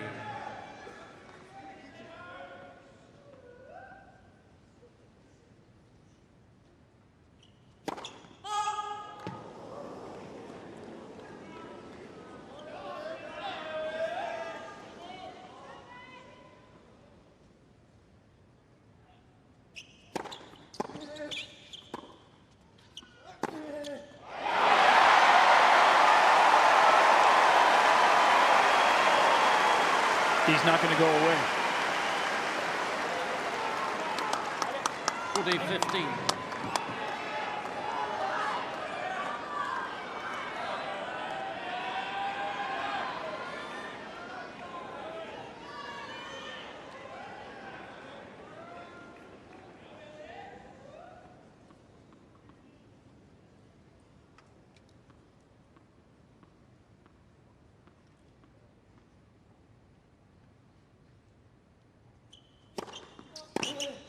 Game, set, and one.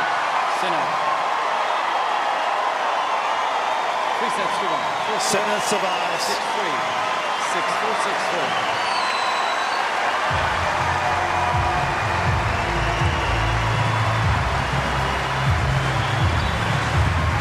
Yeah, the handshake moment was where the respect was paid. Sinner to his opponent, and the crowd to the defending champion.